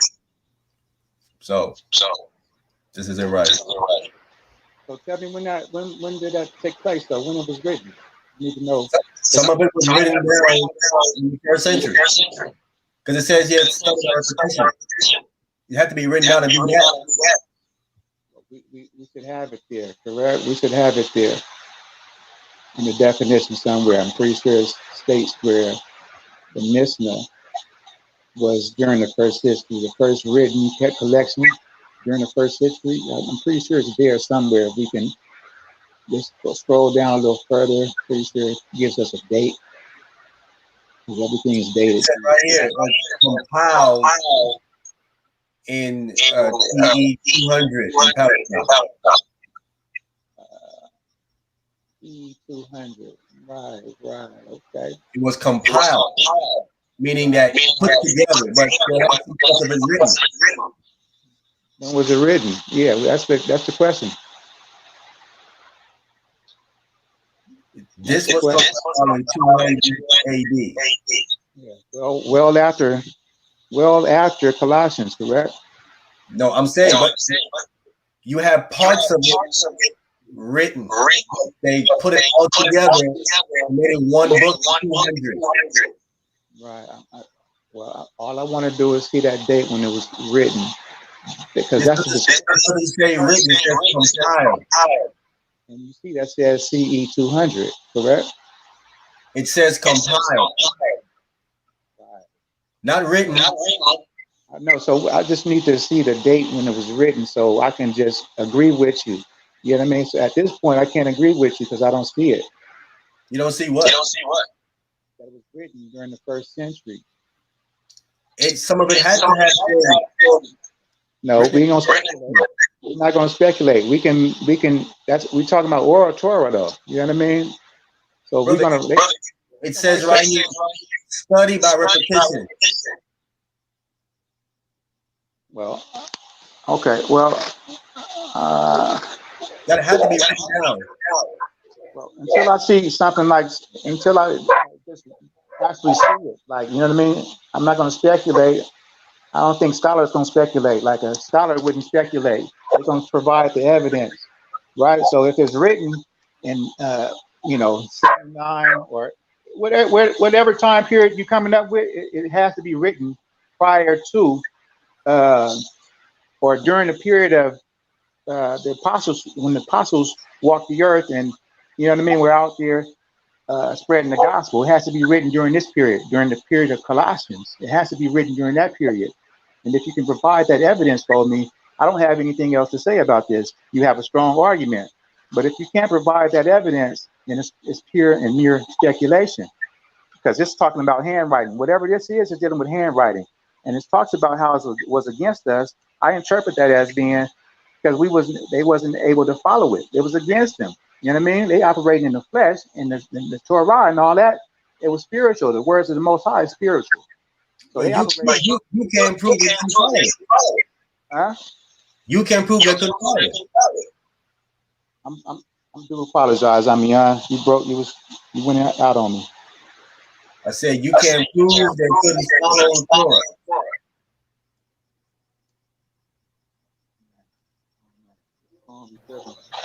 Hey, John, you got to mute your mic out, bro, so Ahmayan can be heard. Okay. I'm saying that you cannot prove that they couldn't keep Torah, because I'm gonna show where John the Baptist's mother and father was keeping it. That's going to prove you wrong immediately. So you show in the Bible where Israel could not keep Torah. Well, they was under Roman rule. That's a key. That's kind of obvious. They're not in rulership at this moment. If they was keeping Torah, like you said, they was keeping it, they wouldn't be under the rulership of, under, in subjection to another nation. So we know they was doing something wrong. That's kind of obvious, right? Because they didn't have, they was under that curse still. Because apparently, look, listen, brother, it's quite obvious, man. You pointing out one or two individuals. We're talking about the whole nation. Why do you think the Most High had to send Christ? He went to the lost sheep. They was lost spiritually, not physically. We know that. We know they wasn't lost physically, because James 1:1 proves that. They knew where the 12 tribes were scattered to, because James wrote to them. We dealing with Israelites that was dealing with foreign gods, you know what I mean, and worshiping other deities here. I mean, it's kind of obvious, you feel me? But I know it's quite obvious, you know what I mean? It's quite obvious that they wasn't keeping Torah, you know what I mean, in its perfection. They were unable to, according to Acts, the 15th chapter. According to Acts, the 15th chapter, it states here, now therefore, why tempt ye God to put a yoke upon the neck of the disciples, which neither our fathers nor we were able to bear? It's kind of clear and cut and dry when you read certain scriptures. I know you got scriptures that strengthens your position, but you have to read everything. You have to harmonize the text. But go ahead, I'll recede. Okay, well, Acts 15 isn't talking about that. Peter ain't talking about Torah. He's talking about the same thing we're talking about now. These man-made traditions, this oral stuff. That's what he's referencing again, because you said that there was under Romans where they couldn't do it. Well, John the Baptist and Zechariah and Elizabeth, they were under Roman rule. That's when Herod was king, is when they was keeping the law. And they wasn't the only one. They were the only one. You know what I'm saying? The difference between not keeping something and can't keeping something. I think you're mixing can keeping it with not keeping it. Just because they wasn't keeping it didn't mean that they couldn't keep it. So, because we see people keeping it. So if two people can keep it, two Israelites can keep it, then the entire nation can keep it too as well, because it was all under Roman rule. But you're referencing. Go ahead. You said not keeping it and can't keeping it. At that time, they were still in their land. Still had the Levitical, the temple was erected and everything. So not keeping it, you have a handful of people that you're pointing out that kept it. Right? That's it. You're not talking about the multitude. Right? If the whole nation was keeping it, there would be no point of Christ coming, in a sense. I mean, he had to fulfill scripture, but they wouldn't necessarily be lost. Why is he referring to them as lost? Again, he's not referring to them as being lost as physically It's not a reference to physically being lost. It's a reference to spiritually being lost. They wasn't keeping Torah like they should have. You see all throughout the New Testament. Well, we just need one example, how they was worshiping false deities, right? We see that. Paul talks to them about how they was fornicating. They wasn't keeping Torah. They was fornicating. Let me get you a scripture, man. Let me get a scripture real quick. You're saying they was keeping it, but it's clear that they wasn't keeping it. I'm not sure where you're getting that at. You just can't refer to one or two people and say everybody was keeping it. I didn't say that. Well, you just pointed out. You made a statement. You said if these people can keep it, everybody can keep it. You said something similar to that effect. You just said it. I said there's a difference between not keeping it and can't keep it. Well, why can't they keep it? Because they choose not to. They're emulating the behavior of the other nations. That's why. Hey, you're saying they couldn't keep it. No, I didn't say none of that. They wasn't keeping it. You didn't say that. You said they couldn't keep it. No, I couldn't have said that. I said they wasn't keeping it. No, they wasn't keeping it is what I'm saying. We talking about a whole nation of people. All right, we got to play back. Okay, well, I can. If I did say that, I misspoke. I'm saying that they wasn't keeping it. Okay. You're saying that they was keeping it because you just pointed out a few individuals, and I tried to combat that by saying you just pointed out a few individuals. We're talking about a whole nation of people. The reason why I put it up because you said they couldn't keep it. No, I said they wasn't keeping it. That's my point. That's okay. We agree. We agree. Oh, see, I was about to bring out some scriptures. I know we got to agree because it's scriptural. My point, I don't know where we're going with this topic, though, but at the same time, man, the point I was making out here in Colossians 2 and 14, that says handwritten ordinances. You're saying that's oral. I'm saying that's handwritten, written Torah. You're saying that it's oral. And then you bring out the Mishnah, and it doesn't really tell me that it was prior to. You're giving me a date that says 200 CE when it was compiled. And then you're saying that you're giving me, I don't know, you're not giving me evidence that the written or the oral Torahs were written during the time of the apostles. If you can provide that evidence, your argument is authentic. But at this point, you're just using this conjecture. You're just giving me your own main opinion. Well, you're not proving that it's not. You ain't proving what it is. Well, we know that handwritten ordinances is Torah. Written, you're talking about something that's written down. This is the only conclusion I come to. Handwritten Torah, handwritten evidence is not Torah. Excuse me? Handwritten ordinances is not Torah. Handwritten ordinances. I'm going to give you an ordinance that was handwritten because we can go back and read it. It's in Exodus 12 and 12. Let me read this real quick. Exodus 12 and 12 is it wouldn't be here. You know, these are the things that we can get in the Bible. See, whatever you're bringing forth, you talking about this is, we can't read any of those things in the Torah. I mean, in the New Testament or the Old Testament, whatever you're referring to. And second, about the penis and all that. I remember somebody talking about the penis. This is some type of other procedure being done. Look, it don't say none of that. That ain't the circumcision that's referred to in the scriptures. That's something else that brothers is trying to make it. That's not what it is. You have to prove that it's two circumcisions. That circumcision you're referring to with all that extra stuff they're doing with the penis, and the normal circumcision. How can one pick one over the other? You know what I mean? How can we just definitively say that, okay, it's referring to this one, the one that they came with the mother laws and all that? No, we can't just highlight that and make it. It just fits one's doctrine. You know what I mean? But anyway, 12 and 12, Exodus 12 and 12. It says here, Exodus 12 and 14. And this day shall be unto you for a memorial, and ye shall keep it a feast to the Lord throughout your generations. Ye shall keep it a feast by an ordinance forever. So we're referring to the Passover. The Passover and the preparation of the meal and all that, it was the ordinance, just an authoritative order. You feel me? So you just told me to bring out something. I just had to go there and give you a quick definition of that ordinance that we can see in the Torah. It's written. That's written. That's why I went there. That's something that's written that we can read. The oratory that you're mentioning here, I mean, those things, Christ didn't die for that. He died because we couldn't keep what the Most High said. He didn't die because we can't keep what the Pharisees and the Sadducees said. He nailed something.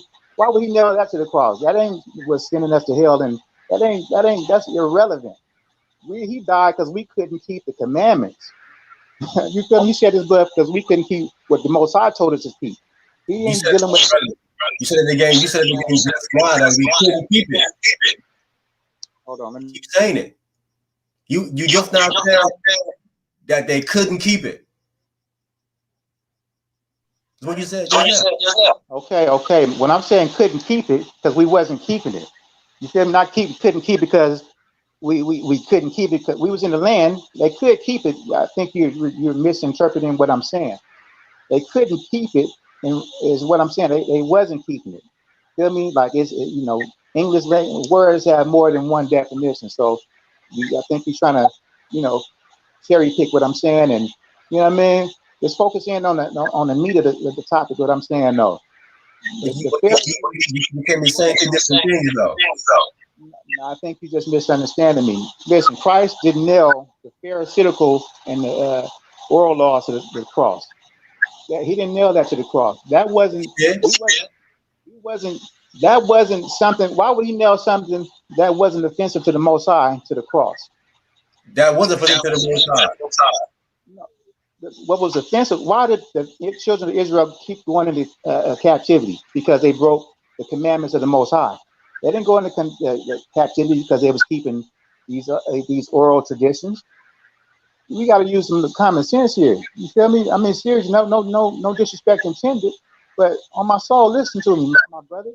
He didn't come to nail that to the cross. We wasn't having an issue with keeping the laws of the Most High. You understand what I'm saying? We was having an issue with keeping the commandments. We wasn't. Listen, man, you got to look at the history, though. Up to this point, why was Israel going into captivity? Why was they considered an enemy to the Most High? Because they wasn't following the written Torah. They wasn't following the commandments of the Most High. Oh, brother, okay. So why get rid of the Torah if the problem isn't the Torah? Listen, that's why he said his yoke is easy. He minimized the Torah. He minimized it. That's why he said his burden is light and his yoke is easy. You understand what I'm saying? If with the law of Christ, it's in the law of Moses. Some of the things in Moses is inclusive in the law of Christ. You feel me? He just minimized it. There is no law of Christ outside Torah. Excuse me? There is no law of Christ outside Torah. Listen, if we are to listen to Christ, if he's repeating anything that Moses said, that's what it is. It's a such thing as a law of Christ, and it's a such thing as a law of Moses. This is the law of Christ. That phrase "law of Christ" is written in. Show the laws of Christ. Where is the law of Christ at? Everything that the disciples was teaching, that's the law of Christ, because he commissioned them to go out and preach his gospel. That's Torah. If you see whatever they was teaching, that's what it was. You feel me? They taught Torah. Listen, my brother. Ah, man, was they teaching? Listen, when Paul said here in Colossians, see, people don't want to accept the honest truth of the scriptures, man. They was teaching. I just told you, right? Christ taught a minimized version of what's written in the Old Testament. He minimized the things. You feel me? We don't have to do it. Yes, he did. That's why I'm about to pull out this Colossians 2:16. He said, "Let no man." People don't want to accept it. That's totally up to everybody else. That's why it says here, "Let no man." Wait, before I even read this, if he didn't minimize it, we would still be stoning people, right? That's so. we'll still be stoning people. We'll still be sacrificing animals, right? You see how that's we're subtracting things from the Torah. These are things that was written. There's no temple up to the priest in Christ. That's why we don't do animal sacrifice. Hold on, brother. Despite all that, that's what the point. That's the point I'm making. You see how things are subtracted now. No, they're not subtracting, bro. The Romans destroyed the temple and put them in captivity. We're not doing them. You know it's subtracted. I mean, come on now. Brother, we're not doing it because there's no temple and priest set up. Listen, I think you're missing the point. We're not doing it because no temple. You said something about the sacrifices, and we're not doing it because the temple's not up, correct? Yeah. Listen, man, if the scriptures don't make it plain that we are the temple of God, I don't know what will. And that we have to offer up living sacrifices now. Everything, that stuff was types. What you referenced, that was the Old Testament, those were types. Majority of those things back then, we're dealing with types in the Old Testament. And the New Testament, we're dealing with the fulfillment of the type. That's why Christ is now that Passover lamb. We don't slaughter a lamb no more. That was just representative. That was symbolic of Christ. Feel me? I don't know. And now we're the temple. We don't have a standing building. You feel me? We're the temple. But Paul was still doing it after Christ. Excuse me? Paul was still getting after Christ. Listen, the temple was still erect. That's what I'm saying. That's the reason why there's no temple like they're doing. Listen, but here's the thing. He still taught the truth of the gospel, though. He gave the scriptures a full. He gave the scriptures the true meaning. That's why it says there in 1 Corinthians that we're the temple. He knew that the destruction was coming. Christ already preached that the temple was about to be destroyed. People didn't. Excuse me? It's gonna come back. I don't know about any of that. You know what I mean? I know Revelations talks about there's no temple, and the Most High in Christ is the temple they're in. It talks about that in Revelations. So I'm not sure what Ezekiel was going into. You feel me? I think the fulfillment, according to Revelations, I forgot the chapter. It says Christ John didn't see no temple. He said that the Most High in Christ is the temple thereof. Bro, do priests offer animals to God? I don't know what's going to take place in the temple. Look, we got to get there. Do priests sacrifice animals to God? Well, we don't need to. It ain't gonna be no sin in you feel me in the kingdom. That's not true. How it's gonna be sin in the kingdom, man? You said was you gonna give us. It ain't gonna be no sin in the kingdom, man. Prove that. I think it's something like that in the Zephaniah or something. Zephaniah what? You got to bear with me, brother. I know you. You telling me to prove what you say? I know. Just bear with me. Let me see if I can get a scripture. I'm trying to see if I can find it. I know brothers get they feel good when they prove somebody wrong. I understand the spirit. But let me see here. The remnant of Israel says that, I think this is it. Let me read it.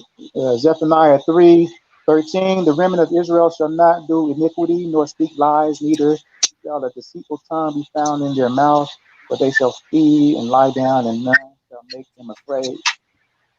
I'm just going there because that's the closest thing that I can come to. You know what I mean? Like, that's one of the examples, right? But that's just old. Excuse me? That's not an example.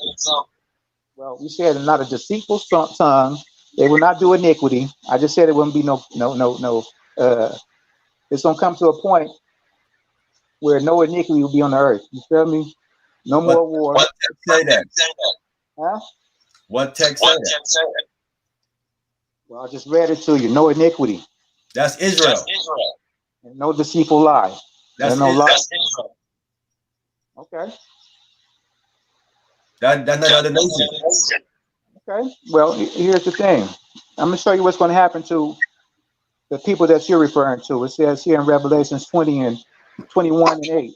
But the fearful and unbelieving and the abominable and the murderers and the whoremongers and the sorcerers and idolaters and all liars that have their part in the lake which burneth with fire and brimstone, which is the second death.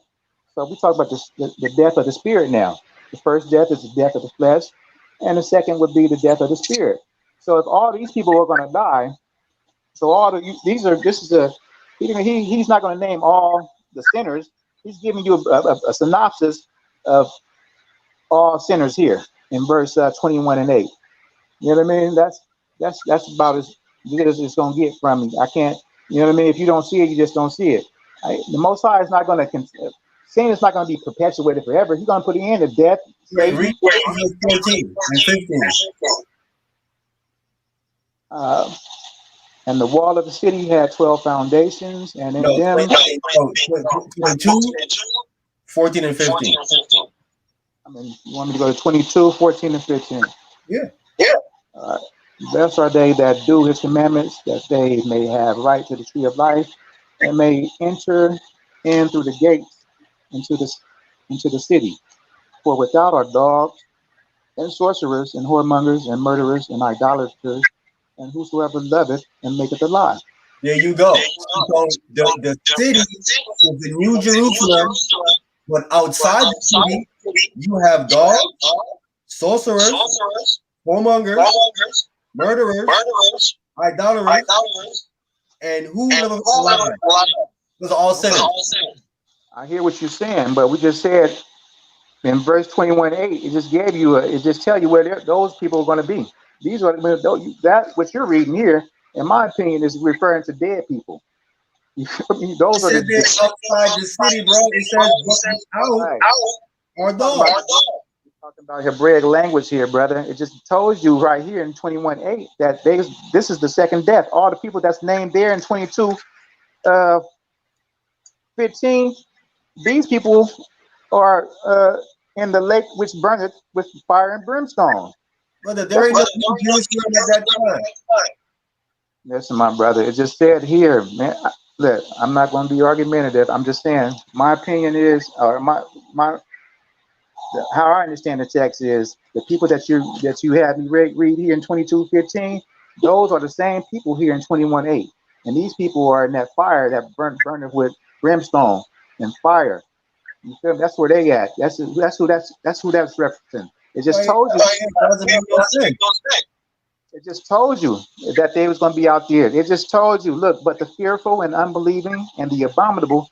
It just so happens that all these people here in 21:8, it's pretty much saying the same thing over here. It's just, you got the whoremongers and the sorcerers and the murderers, idolaters, and guess what? Where they're located here in 21:8, it says, but the fearful and the unbelieving and the abominable and the murderers and the whoremongers and the sorcerers and the idolaters and the all liars shall have their part in the lake which burneth with fire and brimstone. It said shall. It said shall. That's shall.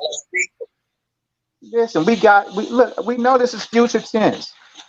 What do you think this is? So I'm saying, so future meaning that when Jerusalem is here, they're gonna be there. I think you missing the point, my brother. But you're not making. You going to the text in verse 14:20, and may enter in through the gate of the city. It says, for without, because outside the city are dogs, sorcerers, whoremongers, murderers, idolaters. They're outside the city, bro. You denying the plain text of the Bible. That's plain text. Okay, I got you. All right, well, my position stands. But nevertheless, the handwriting in Colossians 2:14, we're dealing with. Until you bring that out for us, I mean, you have to do a little on that or something, just a brief one. You don't have to do a long extended. However you want to do it. If you can bring that information out for me and those in the audience, and just for the community, period, about how the Mishnah was compiled, during the first century, while the apostles were, still living prior to 70 AD. If you can bring that information out, I don't have a leg to stand on. I just did it already. No, you said we only seen the date that says 200 CE. I mean, come on, young brother. Come on, Ahmayan. Come on, Ahmayan. We talking about. I'm asking a question. Do you know what compile means? Listen, man. All I'm telling you, man, is just to bring the information out, man. Give I'm us a asking, day. okay, I'm asking you a question. Do you know what it means? Yes, sir. I got you. What does it mean? You're saying we're going from oral. We're talking about a compilation of books being put together. Feel me? We're talking about something put in place together. But we're That talking means about that means you have books that was written then before that time. not necessarily. If we're talking about oral, right? They could have wrote that down right that day. You feel me? Yeah, I'm saying no. They could have wrote that down literally a week from prior to that point. You feel me? Or that same day, literally though. You feel me? Because the Mishnah is not like you feel me? I'm come on, man. It's not you feel me? It's just traditions, oral traditions. Oh, bro. How extensive is the oral Torah?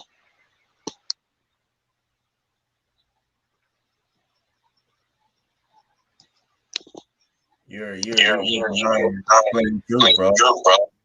How extensive is the oral Torah? So what I'm asking you. What you mean how extensive is it? How long would it take for me to write down the oral Torah and compile it? Take you a long time. Okay.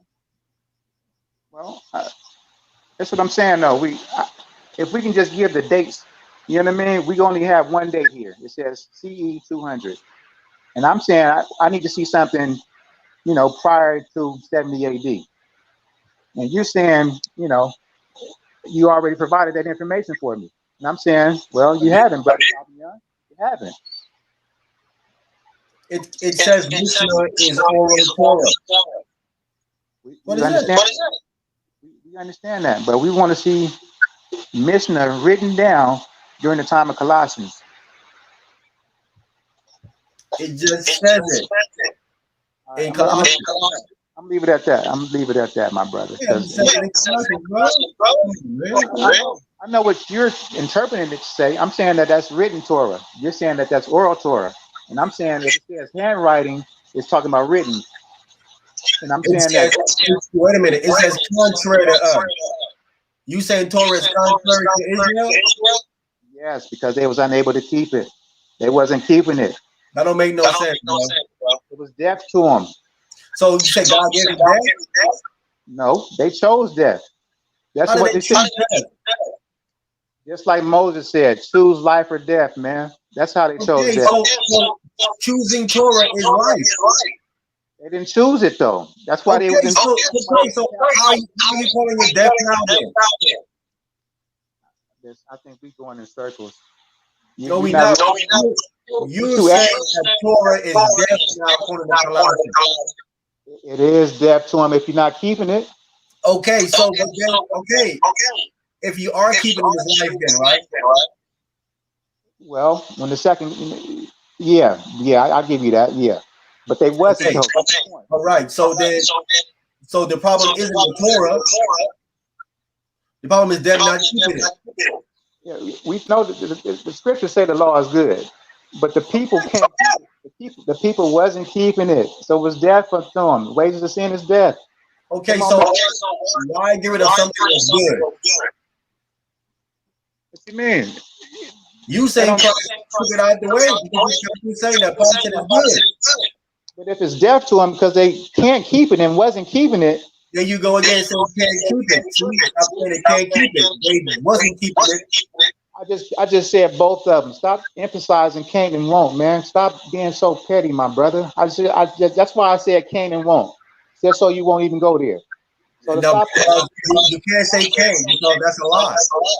On that though, you feel me? No, I'm saying every time you say can't, that's not true. Listen, my brother, I told you how I define that. So why are you still? I don't even understand why you're still talking about that. Because your definition of can't is false. Listen, man, they wasn't keeping it, and that's what I meant by can't. I told you that. Now you're still being petty. But that was not being petty, bro. You said they. Okay, who's they?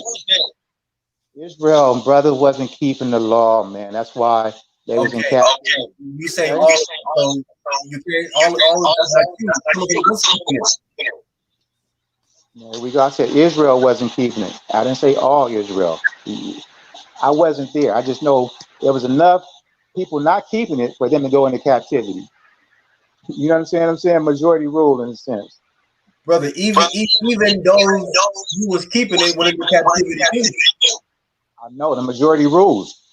That's what I just said. You making it sound like Israelites is not keeping Torah. If you're fornicating, are you keeping Torah? No. Was Israel fornicating?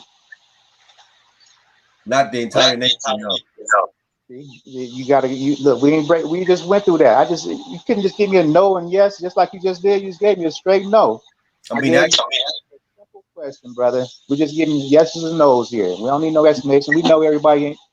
Listen, man. I think you understand where I'm going with it, but I think you're just so adamant about your position. It's like you just refuse to accept what I'm trying to bring forth. bro, you're not being accurate, bro. Well, I am. If I'm not, I clarify myself. I corrected myself. You know what I mean? It's just that simple. You pointed out how I said can't. And I said, okay, won't. Or wasn't, rather. I corrected myself. There's no need to, you know what I mean?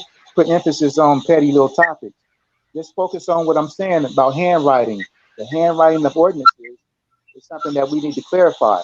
You're saying that it's oral Torah, and you gave me a date of CE 200. And I needed you to provide me with a date of 70 AD or prior to 70 AD, rather.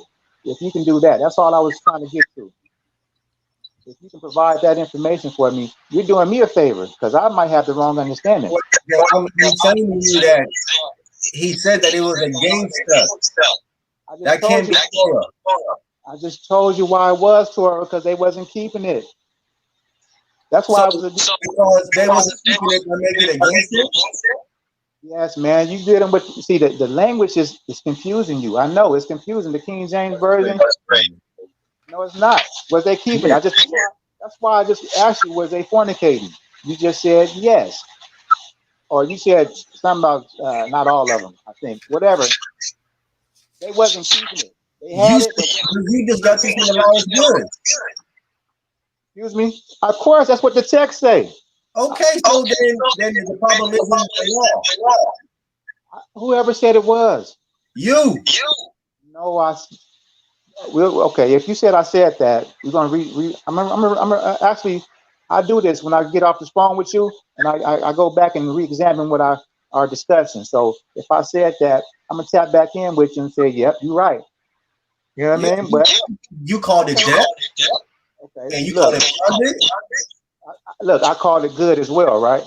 Okay, so you said two different things. So I'm not saying if I'm saying two different things, I'm telling you what the scriptures is talking about. Moses said, "Choose life or death," right? If the law is life, it can also be death if you don't keep it. Is that more clear for you, brother? Yes. Okay, then. So that's all I mean. That's all I'm. Hopefully you understand what I'm saying now. That's why I was against them. You feel me? It's for you if you're keeping it, but it's against you if you're not keeping it. Yeah, it has judgment. I don't care how you define it, brother. I'm just giving you a simple explanation. I understand. What Paul is saying here, he goes on to say, it's contrary to. You're dealing with people, it's contrary to them because they're in the flesh. They're not operating in the spirit. No, contrary, even if you was keeping it, it's still bad for you. Nah. That's how you're defining it. That's how you're defining it. That's how you defining it, my brother. Look, again, life and death. The law is life and death, brother. That's what Moses said, and that's why I'm saying it. That's why I'm saying what I'm saying. Okay, I'm not just making these things up. So I think you got a better understanding. Look, it's at least you understand where I'm coming from. Whether you agree with me or not, that's a different situation. You know what I mean? But at least you understand where I'm coming from. Hey, brother Turi, you there, man?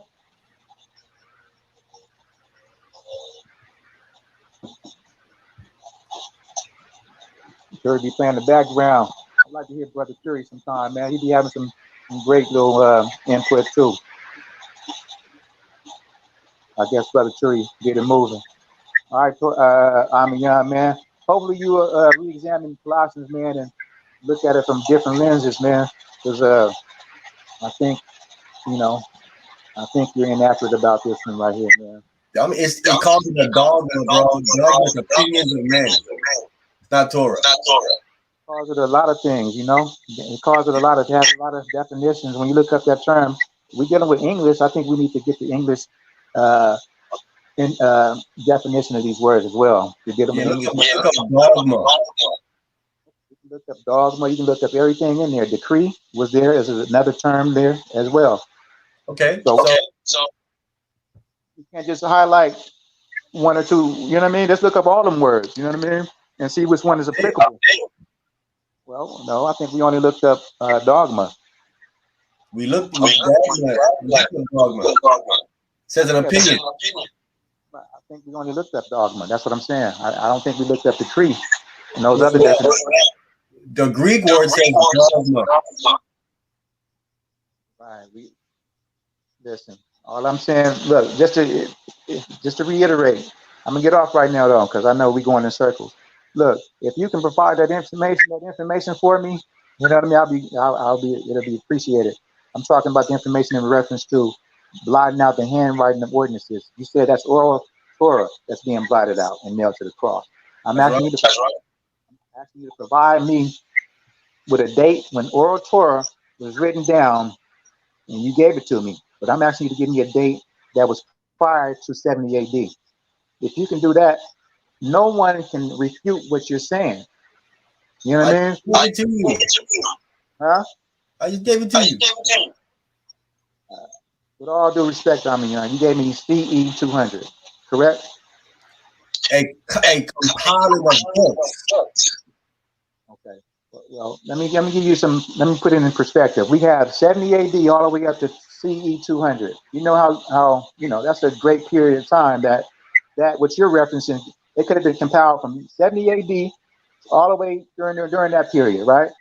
Any time period during that time. But you're saying that it was compiled when? What date are you putting on that? I mean, it says CE 200, but you're saying something else. So okay, it's compiled at CE 200. So it was written during, and then this is where the problem comes in. This is where things get problematic because you can't provide me with it, or you can, but you have to do some research or something. And that's all I'm asking you to do.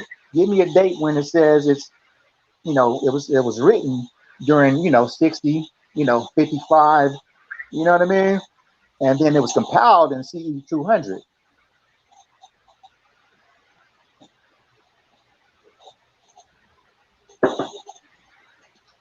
If you can do that, then we can, I don't have a leg to stand on. You there, my brother? I'm right here. Okay. Right here. Hold on.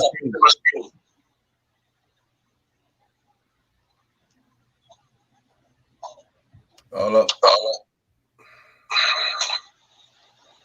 Your argument will be super strong. I'm extremely strong at that point. You know what I mean? It really would be. It's right here. Mishnah. The first written recording of oral Torah of the Jewish people. Traditionally, it is thought to have been redacted, edited around 200. But it was written before 200 redacted. Okay? By Rabbi Yehuda Hanasi, also known as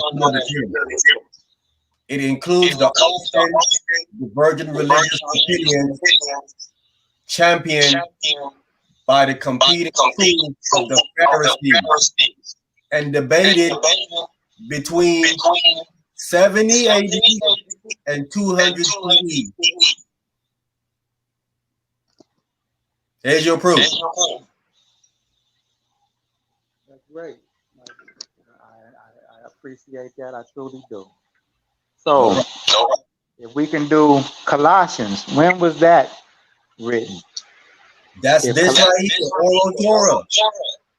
hold on, this is after the destruction of the temple. This is says debated between 70 and 200. You see how that's extensive, brother, from 70, because they know it was after the temple destruction. That's why they put that 70 in there.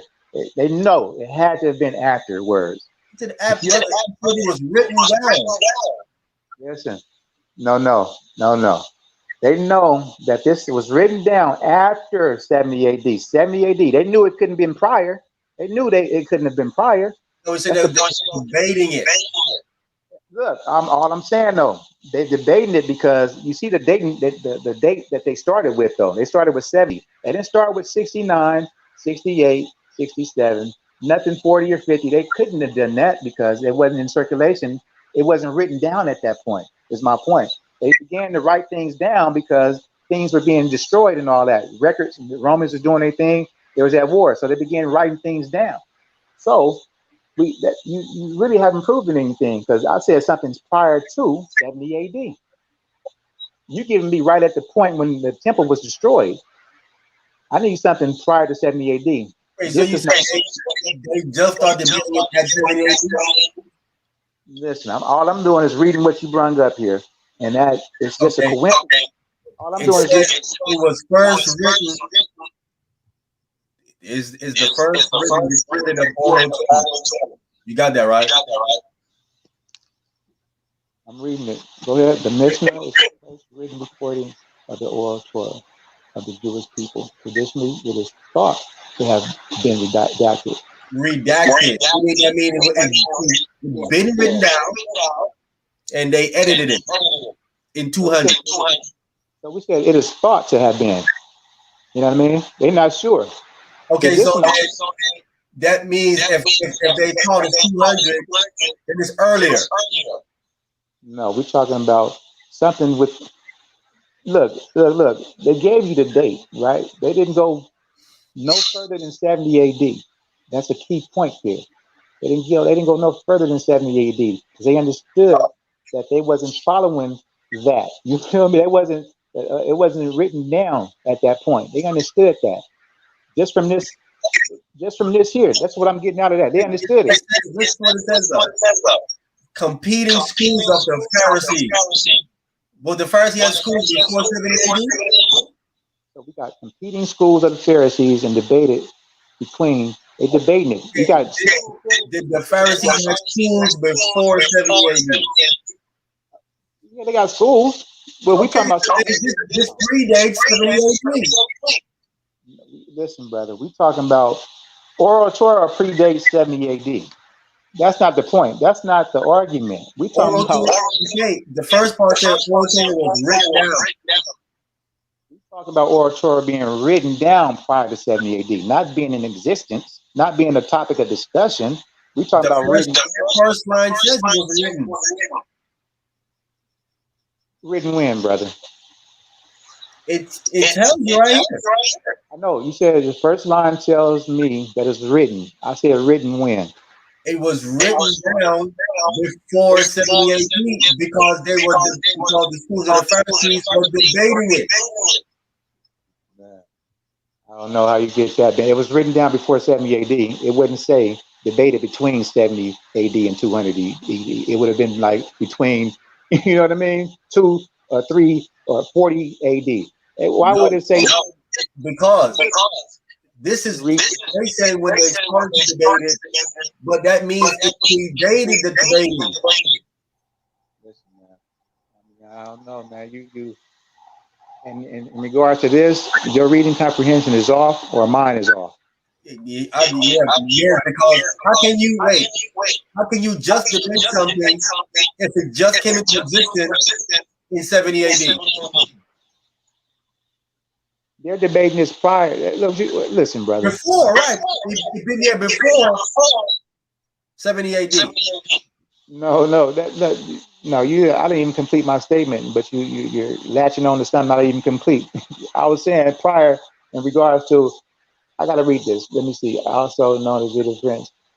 If you have a school of Pharisees and the Pharisees themselves are placing a date of 70 AD, this written Torah, this written oral Torah, if they place in the date beginning at 70 AD, no earlier, how can you then turn around and place an earlier date on it? Because it says it in the schools of the Pharisees. The Pharisees' schools predate 70 AD. We know that. We talking Okay, about. so that means in their schools, they had things written down. Listen, Ahmayan. No. Listen, you're missing the point. The topic is Mishnah. They're talking about Mishnah being written between 70 AD and 200 No, CE. it says debated. What are they debating, Ahmayan? They're debating oral Torah. They're debating oral Torah. We're talking about the first written record, right? Yes, they're debating. The first written recording of the oral Torah, they're debated. Are we talking about they're debating? Well, we know that the oral Torah was in existence. We're talking about because Christ talks about the traditions of men. We know this during the Babylonian and all that. That's not the point. We're talking about when it was written down, when the pen hit the paper, man. When that first started? Did that start before 70 AD? Yes, he right. Just says it right here, bro. Oh, man. All right. I'm good on the topic, man. I'm good. It don't say that. Yeah, he can show you something for 70 AD. I do, and then you want something before 70 AD. Did I not say something prior to 70 AD? No, you said 70 AD. You mentioned 70 AD. Okay. All right. I said 70 AD. So Yeah, 70 AD. right there. So that means this is first century. This is when Colossians was written probably around 60 or 65 AD, 5 years earlier.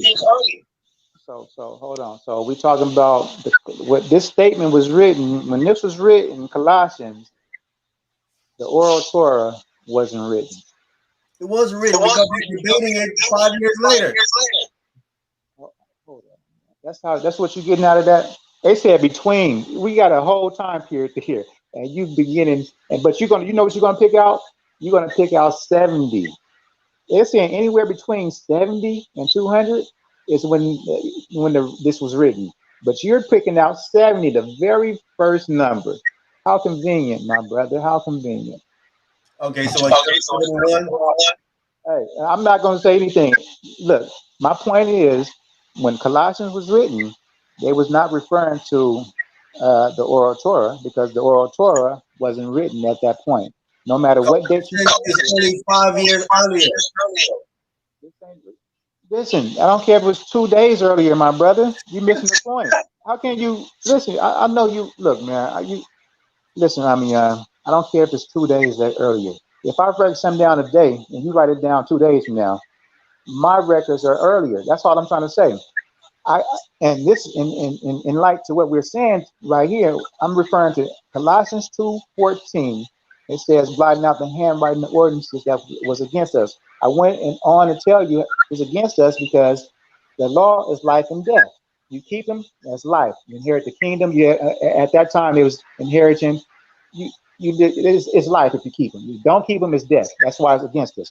But when this was written, this particular verse was written, but you're proving to me that I'm accurate, that there was no written record, no written oral Torah at that time. No, I proved that it was. You're saying that it was, but you haven't proven it. You're saying you denying the evidence.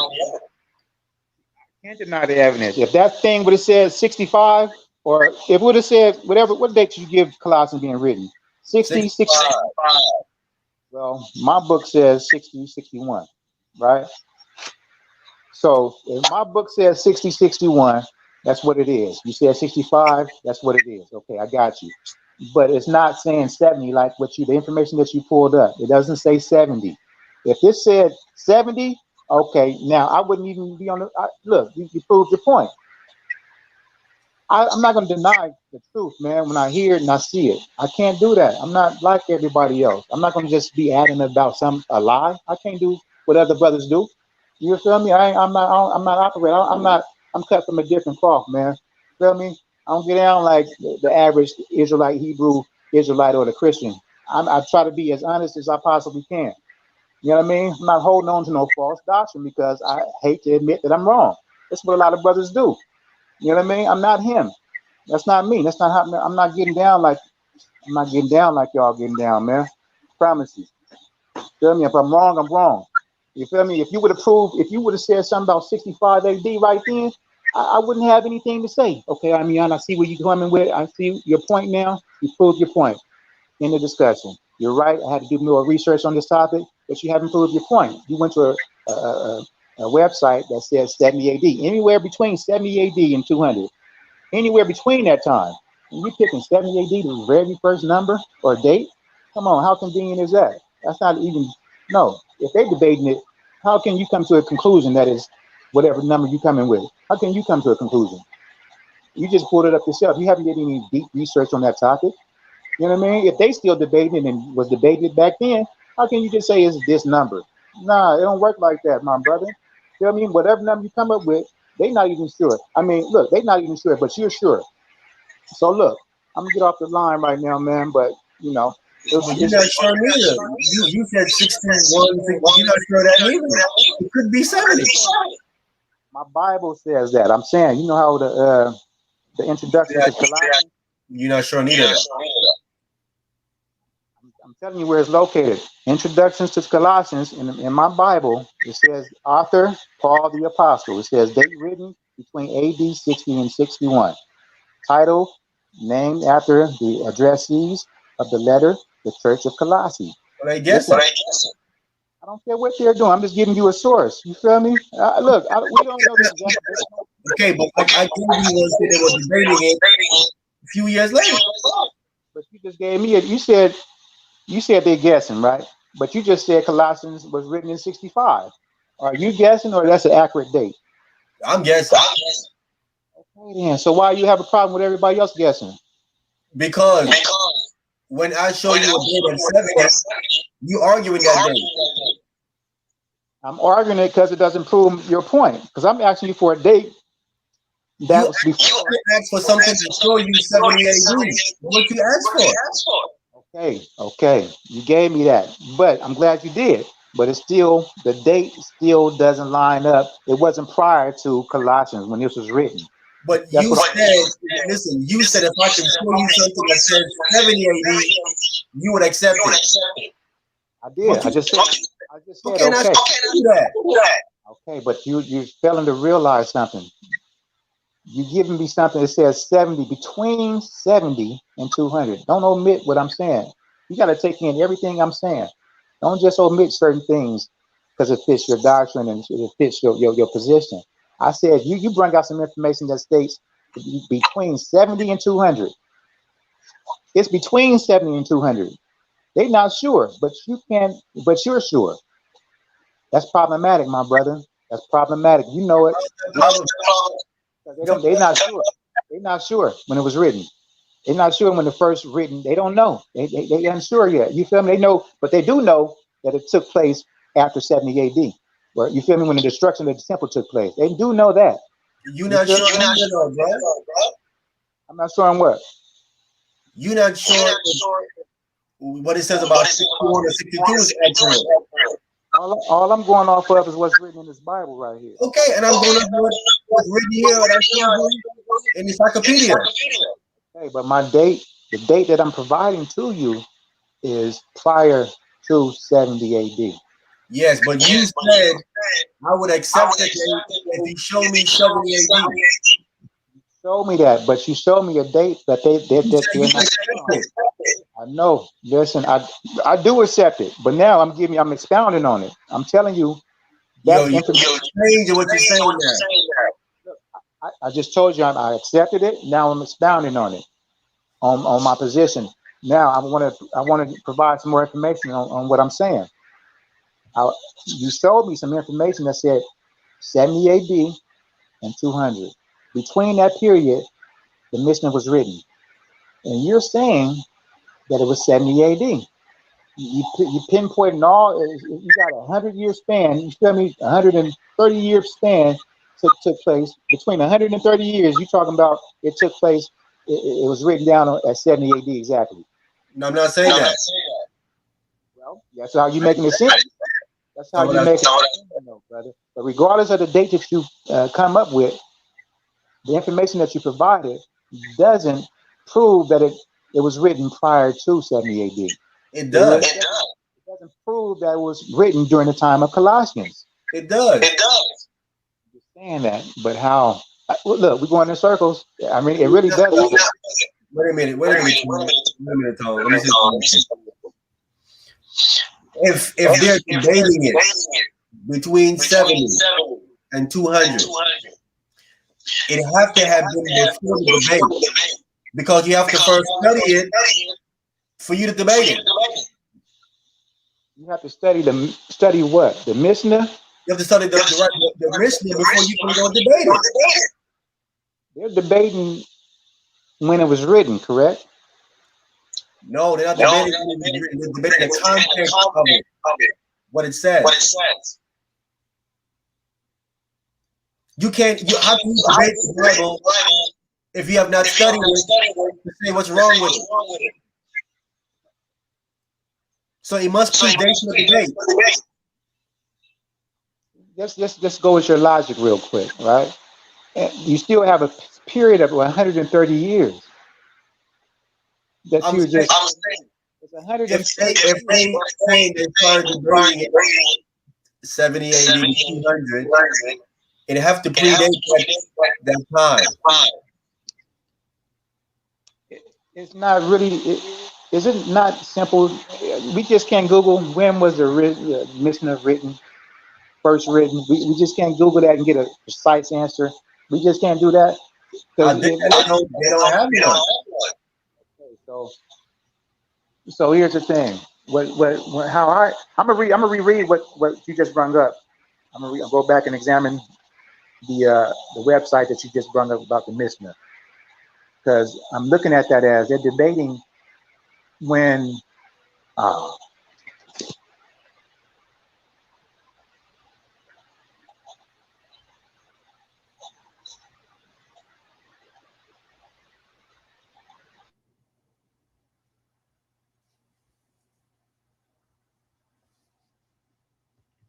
You need me to show you again what it says?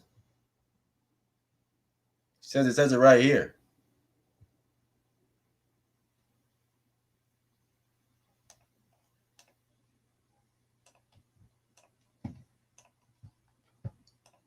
As I've been saying to you, it says right here, bro. It says it includes the often divergent religious opinions championed by the competing schools of Pharisees and debated between 7 and 200 CE by the groups of rabbinic sages known as the Tanaim. It is considered the first work of rabbinic Judaism. This is their first work. So this was what they was debating. This has to be before 70 AD. They start debating it in 70 AD, between 70 AD and 200. So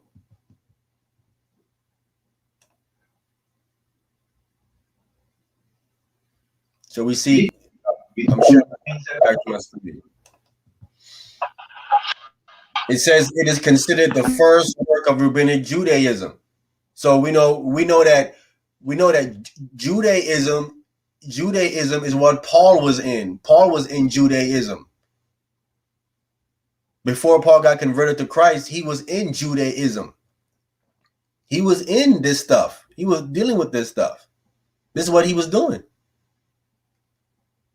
He tells you this in Galatians chapter 1. This is what he was dealing with. So it clearly was written down. He knew it was written down. He was dealing with it. I can stop sharing my screen.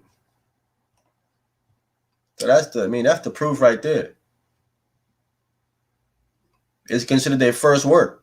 If it's their first work, at that time when they first written it down, it wasn't debating it. It got debated afterwards, which it says the first date they're giving is between 70 and 200. It have to predate 70 AD. If it's their first work, that would go back to around when the school was being established. Pharisees was established way before Christ even came on the scene. They had schools of Pharisees before Christ. They didn't come after Christ, before Christ. So that stuff had to have been around before Christ. That's why he was downing it and slamming it when he came around, because it's a bunch of man-made stuff. So, All right. I got you. Well, again, I think you're reading it, from a different perspective. I'm reading it from another perspective, because I did say that Christ didn't die because we was keeping man-made traditions. He died because we was unable to keep, or wasn't keeping, Torah, wasn't keeping the Most High's laws. Verse 13, it goes on to say, it says, and you being dead in your sins and the circumcision of your flesh, hath he quickened together with him, having forgiven you all trespasses. He forgave us all trespasses. This is a reference to Torah, or the laws of Moses. He forgave us for that because we was in sin. So he forgave us for the sins that we committed. He didn't forgive us because we was not keeping oral Torah. He forgave us because we was unable to keep, or we wasn't keeping a Torah. We sinned on countless occasions. The subject matter throughout the scriptures, you feel me? And with the exception of Christ, putting the Pharisees on blast about the traditions of man, the key scriptures that we need to focus in on is the ones that emphasize how, or the question we need to ask rather is, why did the Israelites continue to go into captivity, right? And the trespasses here in verse 13 is a reference to those sins that we broke, those laws and commandments that we broke. This is not, the trespass is not a reference to the traditions of the oral Torah. You know what I mean? If one says that, they're in error. So the trespasses in verse 13 is a reference to the laws of Moses, the commandments. And right after that, he says, blotting out the handwriting of ordinances that was against us and contrary to us. Right? It was contrary to us. It just told you that we was in sin, and he forgave us for our sins. And goes on to say, blotting out the handwriting that was of ordinance that was against us. The subject matter.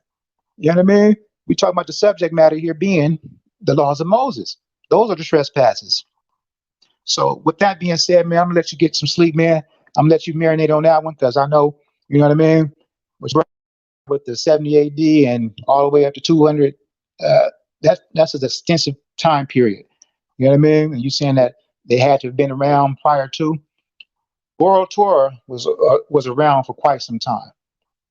When it first hit the pen, when the pen hit that paper, that's what we need to bring out. We need that history.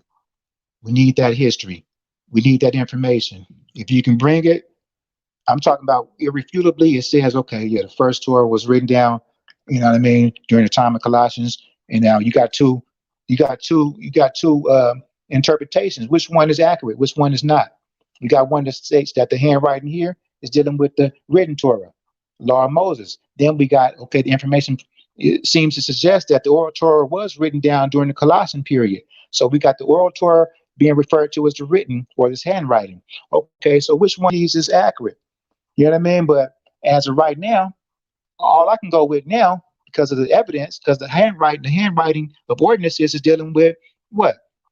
Law of Moses. You feel me? Because as of right now, you haven't proven that oral Torah was written at this time. And I'm gonna hit you with Hebrews 9. I'm off this thing, man. I think I had some in Hebrews 9 real quick, if I can. Hebrews 9 says something. It says, then verily the first covenant had also ordinances of divine service and a worldly sanctuary. So there goes another ordinance there. We're talking about, it said, it's speaking like it's in the past tense. Then verily the first covenant had also ordinances of divine service and a worldly sanctuary. I brung out Exodus 12:14. It was referred to as an ordinance, Passover. We know that the Passover, the Most High, or Christ, he was that Passover. We see that he came through and fulfilled that. And we dealing with these other ordinances, these ceremonial rites. We dealing with a lot of things that have been done away with in Christ under this new covenant. Because like you said, the temple's not erect. You know what I mean? Certain things have changed. I told you, he minimized certain things and accomplished and fulfilled certain things as well. But in the Old Testament, it's filled with types. New Testament is the antitype or antitype, the fulfillment of the type. That's why we are the temple now. It's no longer a physical building. We're the temple. The Passover is no longer a meal or annual observance. Christ is that Passover now. It's a lot of things. That's why it goes on to say in Colossians, let no man therefore judge you in meat and drink and all of those things. You can't judge a person because they're not keeping it. Some brothers say you can't judge because they're not keeping it right. Where is that? Everybody knew how to keep the Passover. I mean, how hard is it? Where is that information at? People got to stop saying these things. I had a discussion with Divine Prospect. I went on his channel one time and these things, and I mean, that brother said something about how they wasn't keeping it right or properly. Okay, where is that information at? How you know they wasn't keeping it properly? He just said though. He makes statements. He made a statement, but never proved it. But anyway, I mean, I'm gone, man. I gotta get some rest too, man. All right. I want to say when he went here in Hebrews 9 and he read the word ordinance, that's a different Greek word than the word in Colossians. Colossians ordinance is dogma. This word is a different Greek word, so it's not the same Greek word that he's dealing with. See, that's the difference. When you do this, you got to go look at the Greek word that Paul is using two different Greek words. You're referring two different things. The one that he used for the temple here is a completely different word. Let's talk about the righteous requirements that God was giving them. But the one that he used in Colossians is a completely different one. He used dogma over there. Over here, he used the Greek word dikaioma. It's a completely different Greek word. So he's talking about two different things.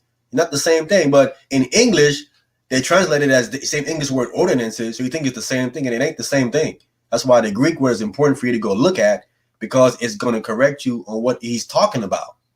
He ain't talking about the same different things. It ain't the same thing he's talking about in Colossians 2:14 here. He's talking about here in Hebrews 9:1.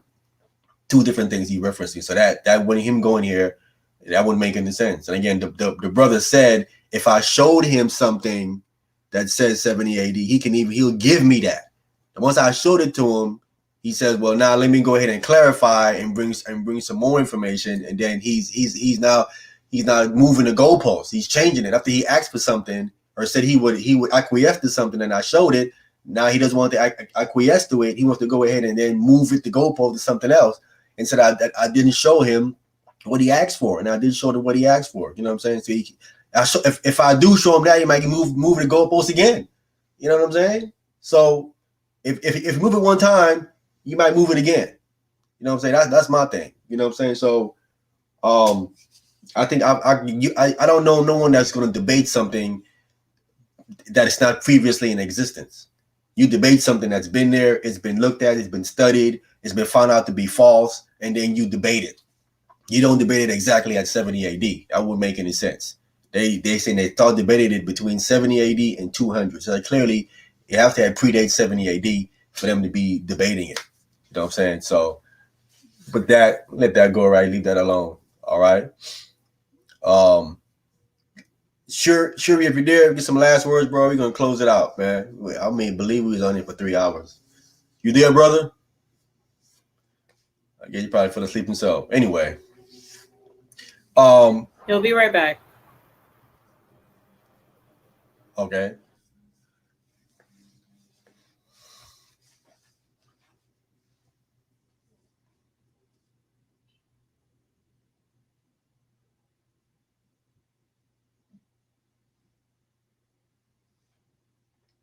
Well, Pastor Derek Clark, you said it was they were debating it between 70 AD and 200 AD.